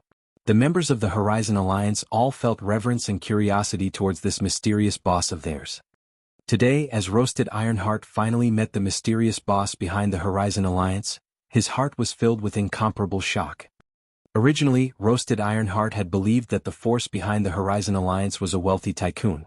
However, he would never have imagined that proprietor of this lifestyle guild was actually White River City's, no, the entire Starmoon Kingdom's #1 expert, the one-hit Asura, Black Flame. How could this revelation not shock him? Moreover, Black Flame was also Starmoon Kingdom's publicly acknowledged #1 forger. At this moment, Roasted Ironheart's mind was a complete mess. "There is no need to panic. I don't eat people." Shifeng could not help but console Roasted Ironheart when he noticed the man's trembling legs. Hearing Shifeng's words, Roasted Ironheart nearly slumped to the ground. The #1 expert of Starmoon Kingdom. The guild leader of Zero Wing. The great character that dominated White River City. There was simply no chance that a small fry like Roasted Ironheart could meet such a great character like Shifeng. Yet, not only had such a situation occurred, but Roasted Ironheart was also speaking directly with such a great character. How could Roasted Ironheart not panic? "Uncle Ironheart, relax. Our guild leader is a very kind and friendly guy," Cream Coco said, smiling. Roasted Ironheart silently nodded. After taking a long moment to calm down, he said, "Hello, boss." Melancholic Smile and Cream Coco giggled at this sight. Shifeng had grown speechless at Roasted Ironheart's actions as well. He was not a monster. Why was he so intimidated? "Alright, I have some important matters to discuss with you. I've called the 3 of you here today because of these." Saying so, Shifeng took out the 3 basic strengthened armor kit forging designs. "Each of you will take one. Your task for this is to produce these items. The more the better." As forgers, Melancholic Smile's group was stunned when they saw the forging designs. They understood the value of the basic strengthened armor kits. By producing these items, not only could they increase their promotion speed to basic forgers, but they could also use these items to dominate the forging market and create names for themselves. When the trio thought about how Shifeng was actually willing to let them learn such precious forging designs, their hearts were moved.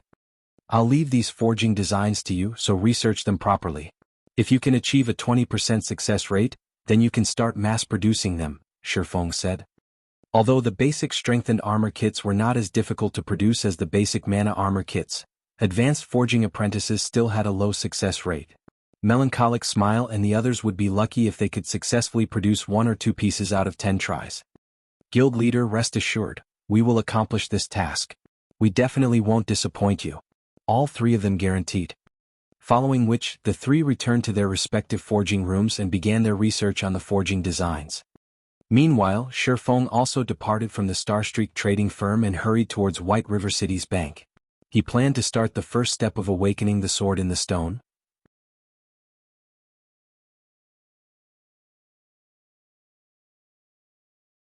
Chapter 372, 5 Big Cities. Walking in the middle of the street in White River City, Shifeng had used the demon mask to change his appearance back to Yifeng. The color of his ID reverted to white as well. All this while, Shifeng had used his artificial ID of Black Flame. It had been a long time since he used his actual ID. In a rapidly changing game like God's Domain, not only were there tons of new players flooding into the game every day, but there were also many experts rising and falling with every passing moment. Meanwhile, the duration of Yifeng's disappearance from the public eye had been long enough for everyone in White River City completely forget about him. Throughout Shifeng's whole journey to the bank, not a single player he passed by had recognized him. Although some players had glanced his way, they had not done so because of Shifeng's identity. Instead, it was because of the equipment he wore. The magic weapon Abyssal Blade and the dark gold-ranked Purgatory's shadow hung from his waist. Even if Shifeng had removed the 2 weapons' glow effect, when one saw the intricate patterns carved onto the swords as well as the flowing lights flashing on the blades, no one believed they were ordinary weapons. White River City sure has changed. Even the average level of ordinary players is almost the same as Starmoon City. Making a casual observation, Shifeng discovered that a majority of the independent players wandering the streets were level 15 or 16 and armed with a few pieces of bronze equipment. Shifeng occasionally saw some independent players who were level 17 or 18 and fully geared in bronze equipment with a few pieces of mysterious iron equipment. In the past, this sight could not have been found in White River City. Suddenly, Shifeng thought of an idea. What if he transformed White River City into the heart of Starmoon Kingdom? Originally, Shifeng had intended to develop a branch guild in Starmoon City once Zero Wing was sufficiently powerful to compete for the resources available there. After all, Starmoon City was the heart of Starmoon Kingdom. It was a gem that incited fierce competition among the many first-rate guilds. Starmoon City was also the hub for elites. The player population there was simply immense, with no other city within Starmoon Kingdom capable of being its rival. Meanwhile, controlling Starmoon City meant obtaining the large number of elite players and resources there. A guild's development in Starmoon City would be much faster than in any other city in Starmoon Kingdom. However, when Shifeng saw the current state of White River City, a thought suddenly came to his mind. Why must he torture himself to compete over Starmoon City with all those first-rate guilds? Most players went to Starmoon City was because it had far more opportunities for development. The city also contained many advantages that no other city possessed. But what about now? Due to Zero Wing's existence in White River City and the fact that the guild did not recruit members in any other city, many players had now migrated to White River City. As for the reason behind this migration, wasn't it because Zero Wing offered advantages that no other guild possessed? As long as Zero Wing offered its members more benefits than other guilds, players would continue to flood into White River City. Moreover, as players' levels increased, their income would increase as well. Soon, the teleportation fee between cities would no longer be a problem. At that time, it was not entirely impossible for White River City to surpass even Starmoon City. Ichem? Is it about Underworld's inside information? Shifeng suddenly heard the arrival of a message. Absolute Heaven had contacted him. Meanwhile, the assassin's message was perfectly timed. Underworld had already become the dominant force in the several cities surrounding White River City. As for how much control they possessed over those cities and exactly which cities they controlled, Shifeng had no clue. Without that information, he could not take appropriate measures against Underworld. Shifeng did not want to waste too much time searching for Underworld and subsequently ruining the organization's plans. If he could find access to detailed information about Underworld, he would have a much easier time preparing for the future. There sure is a lot of information here. Shifeng was inwardly surprised when he opened up the file attached to Absolute Heaven's message. The file was dozens of pages long, and its level of detail was above and beyond what Shifeng had expected. An outer member like Absolute Heaven should not have had access to the kind of information contained in the file. Most likely, only those at Feng Xuanyang's level would possess the authority to know such information. Did Absolute Heaven kidnap and interrogate Feng Xuanyang? I'm impressed that he could obtain such detailed information. Now that he had such detailed information about Underworld, without wasting any time, Shifeng quickly found a quiet spot inside the bank and sat down. He then started carefully reading through the file Absolute Heaven had sent him. 2 hours later, Shifeng finished reading the final page. He could not help but exhale deeply. Although I already expected as much, I did not realize that Underworld is actually so terrifying. They control a total of 316 guilds in Starmoon Kingdom's eastern region. It is no wonder even Gentle Snow is wary of Underworld. Making a rough estimate, Shifeng guessed that Underworld controlled over 1 million players in Starmoon Kingdom's eastern region alone. Zero Wing's current member count was just over 5,000. To Underworld, Zero Wing was no more intimidating than an ant. Furthermore, there were also the Underworld Guards, a group of elites that the organization secretly nurtured. Although the Underworld Guards only had around 400 members, each one was an expert. If they formed a 100-man team, they could effortlessly annihilate hundreds of elite players out in the fields. In addition, Blue Frost City, Maple City, Gale City, Twin Lion City, and Cold Star City, the 5 big cities neighboring White River City, had all been dominated by the guilds under Underworld's control. Moreover, these guilds were not inferior to Underworld in the slightest. Without any powerful enemies, these guilds had grown rapidly. Of these guilds, Overwhelming Smile, the guild holding dominance over Gale City, was currently even more powerful than Dark Star had been during its peak.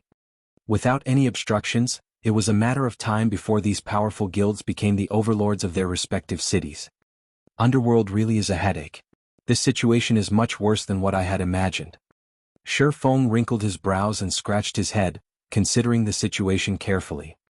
Based on Zero Wing's current strength, moving out and dealing with just one of the 5 cities under Underworld's control would be a massive undertaking. As for dealing with all 5, it was simply impossible. Setting aside the disadvantages of fighting in enemy territory, Zero Wing would first need sufficient strength. With the current number of members Zero Wing possessed, it wouldn't even be a threat for any of these guilds.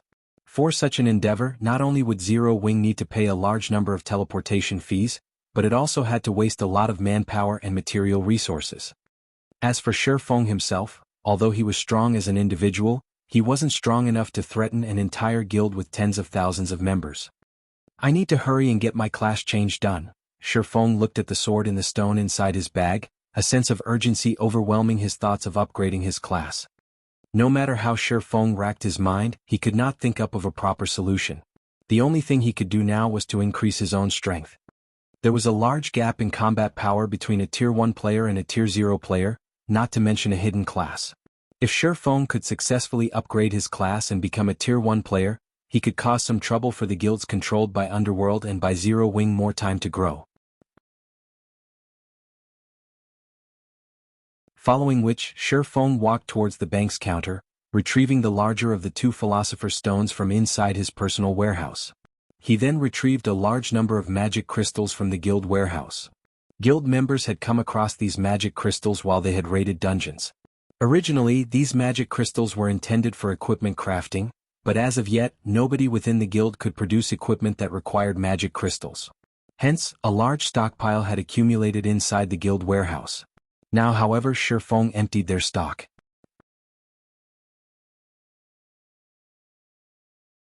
Following which, Shifeng returned to his forging room inside the Starstreak trading firm. He then took out the Philosopher's Stone and all of the magic crystals. Mana stones were originally born from the minerals inside magic crystals. If magic crystals were refined, there was a chance to obtain a mana stone. Hence, Shifeng intended to utilize the Philosopher's Stone to refine mana crystals into mana stones. However, mana stones were extremely rare and precious. The chances of obtaining a mana stone from refining a magic crystal were extremely low, and even Shifeng himself wasn't very confident in success. Hopefully this works. Shifeng then grabbed a transparent magic crystal with one hand and the Philosopher's Stone in the other. Praying silently, he refined the magic crystal.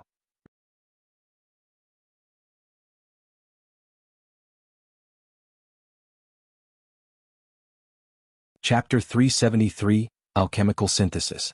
With his right hand, Shifeng lightly tapped the Philosopher's Stone on the magic crystal in his left hand. In the next moment, the Philosopher's Stone released a faint blood-red glow, following which the magic crystal in Shifeng's left hand transformed into dust and scattered across the floor, leaving nothing behind. A magic crystal which cost 8 silver coins was gone just like that. In the god's domain, 8 silver coins were the current equivalent of a day's income for an entire elite team. However, without even blinking, Shifeng snatched a second magic crystal from the table and attempted the elemental refinement once more. 2 seconds later, another pile of dust scattered to the floor. After over 100 consecutive attempts and failing every time, Shifeng stopped and re-evaluated his actions. Is it not possible with elemental refinement? Shifeng frowned at the dust-covered floor. There were not many members in Zero Wing, so the number of accumulated magic crystals was not high. There had been only around 600 in the guild warehouse. Meanwhile, Shifeng had not obtained a single mana stone, even after refining over 100 magic crystals. At this rate he would never refine 21 mana stones. No, it is just because the success rate is so low. Do I need to raise my chances before it'll work? Mana stones are the product of polymerization of magic crystals. Logically, it should be possible to refine a magic crystal into a mana stone. Is it because the magic crystal's quality is too poor? Thinking up to this point, Shifeng took another magic crystal and tested his theory. This time, after clicking Refine, Shifeng thoroughly focused on observing the changes that occurred during the refinement process of the magic crystal. After God's domain underwent its first evolution, both forging and alchemy had become far more realistic. Moreover, Shifeng was currently playing the game using a virtual gaming cabin which possessed a synchronization rate of 97%. Hence, if he observed the refinement process of the magic crystal carefully, he might discern the cause for failure. However, the refinement process happened far too quickly. Even if Shifeng had exceptional dynamic vision, everything still happened in a flash. It was too hard to see anything.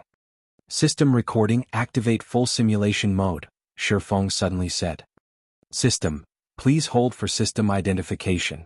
System, interface used by player detected as the virtual gaming cabin. Full simulation mode is supported.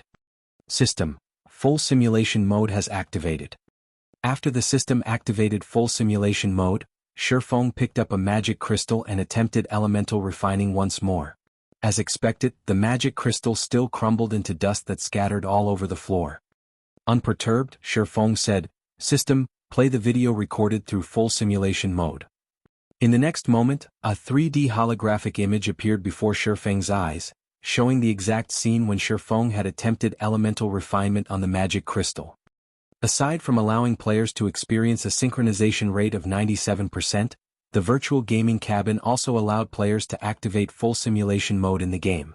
With this function, the videos players recorded in-game could be viewed as a holographic projection rather than on a flat surface. This function was unavailable to those who used both the ordinary and advanced helmets. In the God's domain of the past, if one were a master lifestyle player, they would have definitely purchased a virtual gaming cabin for themselves. They did so for the sole purpose of this holographic recording function. Through this function, players could realistically reproduce the videos they recorded. Players could experience what they normally couldn't through a flat-screen video, and this included the refinement process of the magic crystal. However, the main purpose of the full simulation mode lay in the analysis of enemies. Players could record their battles with enemies to study their enemies' fighting habits, defenses, attacks, dodges, and other detailed actions. After analyzing their enemies' habits and weaknesses, even if they were weaker than their opponents, players could take advantage of said habits and weaknesses to triumph against their enemies. In the past, this often happened in God's domain. It was especially true for fights between experts. At the same time, players could also utilize the holographic recording for self-reflection, improving weaknesses and discovering new techniques. This was one of the quickest ways for a player to improve themselves. This was also why players who used the virtual gaming cabins improved so quickly. In the past, Shifeng had done countless self-evaluations through using the full simulation mode, continuously improving his combat power. Back then, if he had used the virtual gaming cabin a few years earlier, he might have reached even greater heights. Unfortunately, Shadow had only a few million credits. A single virtual gaming cabin cost 3 million. How could Shadow possibly afford a virtual gaming cabin? Moreover, even if they purchased one, Shifeng would not have had access to it. Following which, Shifeng adjusted the settings of the holographic recording and played the refinement process into slow motion. That way he could fully observe and analyze the entire process in detail without needing to waste magic crystals and stress his eyesight over and over. After observing the process dozens of times, Shifeng finally discovered the reason. As expected, the mana density inside the magic crystals is too low. I wouldn't get a single complete mana stone even if I used the elemental refinement 10,000 times. Although Shifeng had discovered the cause of his failures, he didn't have a solution. In God's domain, there was no difference in quality between magic crystals. In other words, it was simply impossible to obtain a mana stone through refining mana crystals. Shifeng could not help his frustration. If refinement could not work, then he had to go at it from another angle. The only method he had left was to use alchemical synthesis, combining two magic crystals into one. Once the accumulated mana inside the magic crystals reached a sufficient level, it would become a mana stone naturally. However, how could alchemical synthesis be easy? Even a grandmaster alchemist would struggle with alchemical synthesis. The price they had to pay would also exceed the value of the final product. Normally, nobody would willingly take on such a risk. Meanwhile, Shifeng was merely a forging apprentice. He was not even an alchemist to begin with. His chances of successful alchemical synthesis were abysmal. On the other hand, the Philosopher's Stone and Alchemy Treasure had such an ability. However, the Philosopher's Stone Shifeng had right now was a defective product. He could only use alchemical conversion and elemental refinement, not alchemical synthesis. That's right. If one Philosopher's Stone won't do, what about two? Shifeng suddenly recalled the fragmented piece of Philosopher's Stone that he had obtained from the god's grave. The Philosopher's Stone had been broken into 5 fragments, so its abilities had greatly weakened. However, the Philosopher's Stone was inherently of one body. As long as Shifeng could gather all 5 fragments, he could restore the Philosopher's Stone. Although Shifeng did not possess all 5 fragments at the moment, if he fused the 2 fragments he had, it should become much stronger than 1 fragment alone. I can only give it a try. Shifeng had no other options. The Philosopher's Stone was his only hope. The Philosopher's Stone had broken into 5 fragments of different sizes, and the abilities each fragment possessed were different. The Philosopher's Stone Shifeng had obtained from the god's grave was slightly smaller than the first one he had found. As it only possessed alchemical conversion, Shifeng had not intended to use it. Thinking up to this point, Shifeng rushed back to the bank and retrieved the other Philosopher's Stone from his warehouse before hurrying back to his forging room. Inside the forging room, Shifeng carefully combined the 2 Philosopher's Stones. System: do you wish to fuse the 2 Philosopher's Stones? Shifeng immediately clicked the fuse button. Suddenly, the 2 Philosopher's Stones transformed into a pool of blood-red liquid and fused. The liquid then solidified into a fist-sized blood-red pearl. It was no longer an uneven block of stone. After the fusion completed, Shifeng picked up the newly formed Philosopher's Stone and checked its information. He wanted to know how powerful the Philosopher's Stone had become.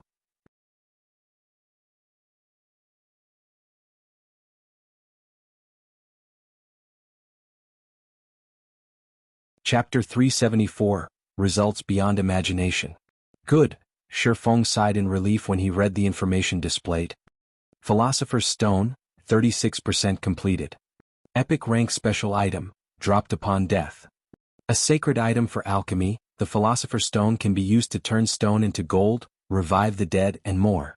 However, the Sword Emperor Knight shattered the Philosopher's Stone into 5 pieces. However, the Philosopher's Stone possesses immense strength. As long as one gathers the 5 pieces, it will recover to its full strength. Active effect.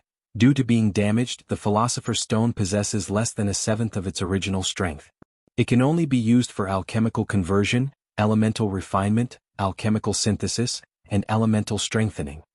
Now that the Philosopher's Stone was capable of alchemical synthesis, Shifeng should be able to obtain mana stones easily. Just as he was about to begin the alchemical synthesis, a system notification alerted Shifeng. Moreover, it repeated 3 times. Starmoon Kingdom Region System Announcement. Congratulations to Overwhelming Smile for becoming the first team to conquer the hard mode Bone Ruin. Rewarding 10,000 guild reputation and 10,000 guild popularity. All players within the team will be rewarded 100 reputation points in White River City and 10 reputation points in Starmoon Kingdom. Starmoon Kingdom Region System Announcement. Congratulations to Overwhelming Smile for becoming the first team to conquer the hard mode Bone Ruin. Rewarding 10,000 guild reputation and 10,000 guild popularity. All players within the team will be rewarded 100 reputation points in White River City and 10 reputation points in Starmoon Kingdom. Starmoon Kingdom Region System Announcement. Congratulations to Overwhelming Smile for becoming the first team to conquer the hard mode Bone Ruin. Rewarding 10,000 guild reputation and 10,000 guild popularity. All players within the team will be rewarded 100 reputation points in White River City and 10 reputation points in Starmoon Kingdom. What? The Bone Ruin is a 50-man team dungeon. A guild has already defeated it? Thinking that he had heard wrong, Shifeng quickly opened the system message log to take a look. However, they had indeed cleared the Bone Ruin. Overwhelming Smile? Isn't that one of the guilds controlled by Underworld, a second-rate guild dominant in Maple City? Shifeng could not help his surprise. He then carefully read the member list of the team that cleared Bone Ruin. How could they have cleared it first? There were over 100 cities throughout Starmoon Kingdom. There were simply too many guilds and experts within the kingdom to count. There were also plenty of first-rate guilds. Among the countless teams, the one with the greatest chance of being the first to clear a 50-man hard mode team dungeon belonged to Gentle Snow in White River City. On this, Shifeng was certain. Immediately after Shifeng had entered White River City, he produced the White River City guidebook. Gentle Snow had even spent a large sum to purchase the most detailed version, gaining a huge advantage over the other guilds right off the bat.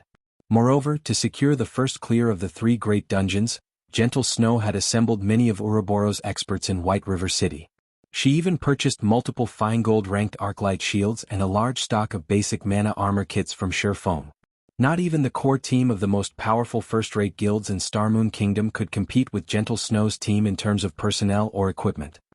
Yet, Gentle Snow's team had actually lost to a second-rate guild like Overwhelming Smile. Although Overwhelming Smile received plenty of support from Underworld in the form of money and experts, the first clear of 50-man hard mode team dungeons was not easy to claim. If that were the case, Gentle Snow would have long since claimed the first clear of the Land of Death. Moreover, in Shifeng's memories, Overwhelming Smile had always been a very ordinary guild. In the end, Assassin's Alliance took them out, and they were swept away by the torrents of God's domain. Just what sort of secrets is Overwhelming Smile hiding? In the information Shifeng received from Absolute Heaven, there was nothing special about Overwhelming Smile.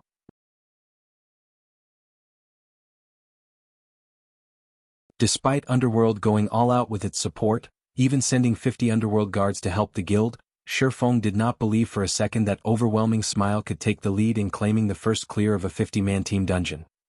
Yet, Overwhelming Smile had done exactly that. This showed that Overwhelming Smile's team had an advantage that not even Gentle Snow's could compete with. If Overwhelming Smile continued to develop without rival guilds, in addition to Underworld's hidden support, even Shifeng could not guess how powerful the guild would become. The appearance of the 3 system notifications had immediately caused a sensation throughout Starmoon Kingdom. Previously, everyone had their guesses as to which first-rate guild would be the first to claim the first clear of a 50-man team dungeon. However, no one expected this result. A second-rate guild had actually accomplished what first-rate guilds couldn't. For a time, Overwhelming Smile had become the focus in Starmoon Kingdom. I need to hurry as well. Shifeng clutched the Philosopher's Stone and started the alchemical synthesis. No matter how powerful an enemy was, one's personal strength still mattered the most. Shifeng stored one magic crystal after another in the Philosopher's Stone. In the next moment, the synthesis bar began to slowly increase. The synthesis bar only reached 100% after Shifeng stored 50 magic crystals. Although Shifeng could now synthesize mana stones using magic crystals, the Philosopher's Stone in his possession was still incomplete. Hence, the synthesis rate was only 50%. This item really is an alchemical treasure. The power of this stone awed Shifeng. If Grandmaster alchemists could see this synthesis rate and the number of required base materials, it would leave them speechless with shock. Grandmaster alchemist's synthesis rate only hovered around 20%, which was already quite high. Meanwhile, normally over 200 base materials were required. Hence, nobody would willingly sacrifice high-tiered materials through alchemical synthesis. However, Grandmaster alchemists paled in comparison to the Philosopher's Stone. It was as expected of a treasure of alchemy. Meanwhile, alchemical combination was only a small part of the Philosopher's Stone's abilities. It was no wonder so many kingdoms and empires had gone to war over the Philosopher's Stone. Let's start then. Shi Feng clicked the synthesize button. 3 seconds later, an additional fist-sized gray stone appeared in Shi Feng's hand. This was none other than the Mana Stone. Awesome.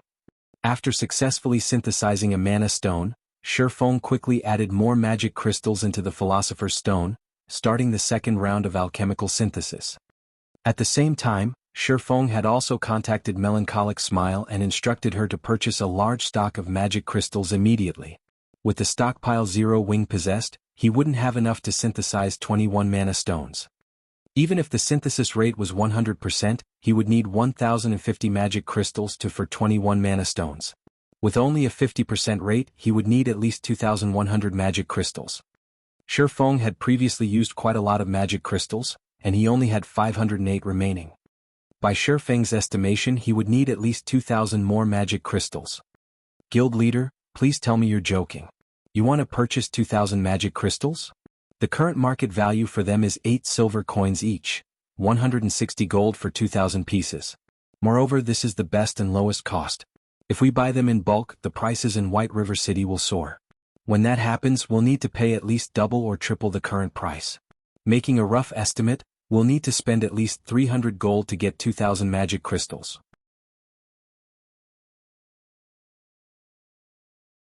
Although Melancholic Smile had always dealt with the purchasing of materials for the Horizon Alliance, this was her first time handling a transaction that involved over 300 gold. She struggled against her sudden anxiety. If converted to credits, 300 gold coins would be over 4 million credits. All her life, she had never even seen so much money. It doesn't matter.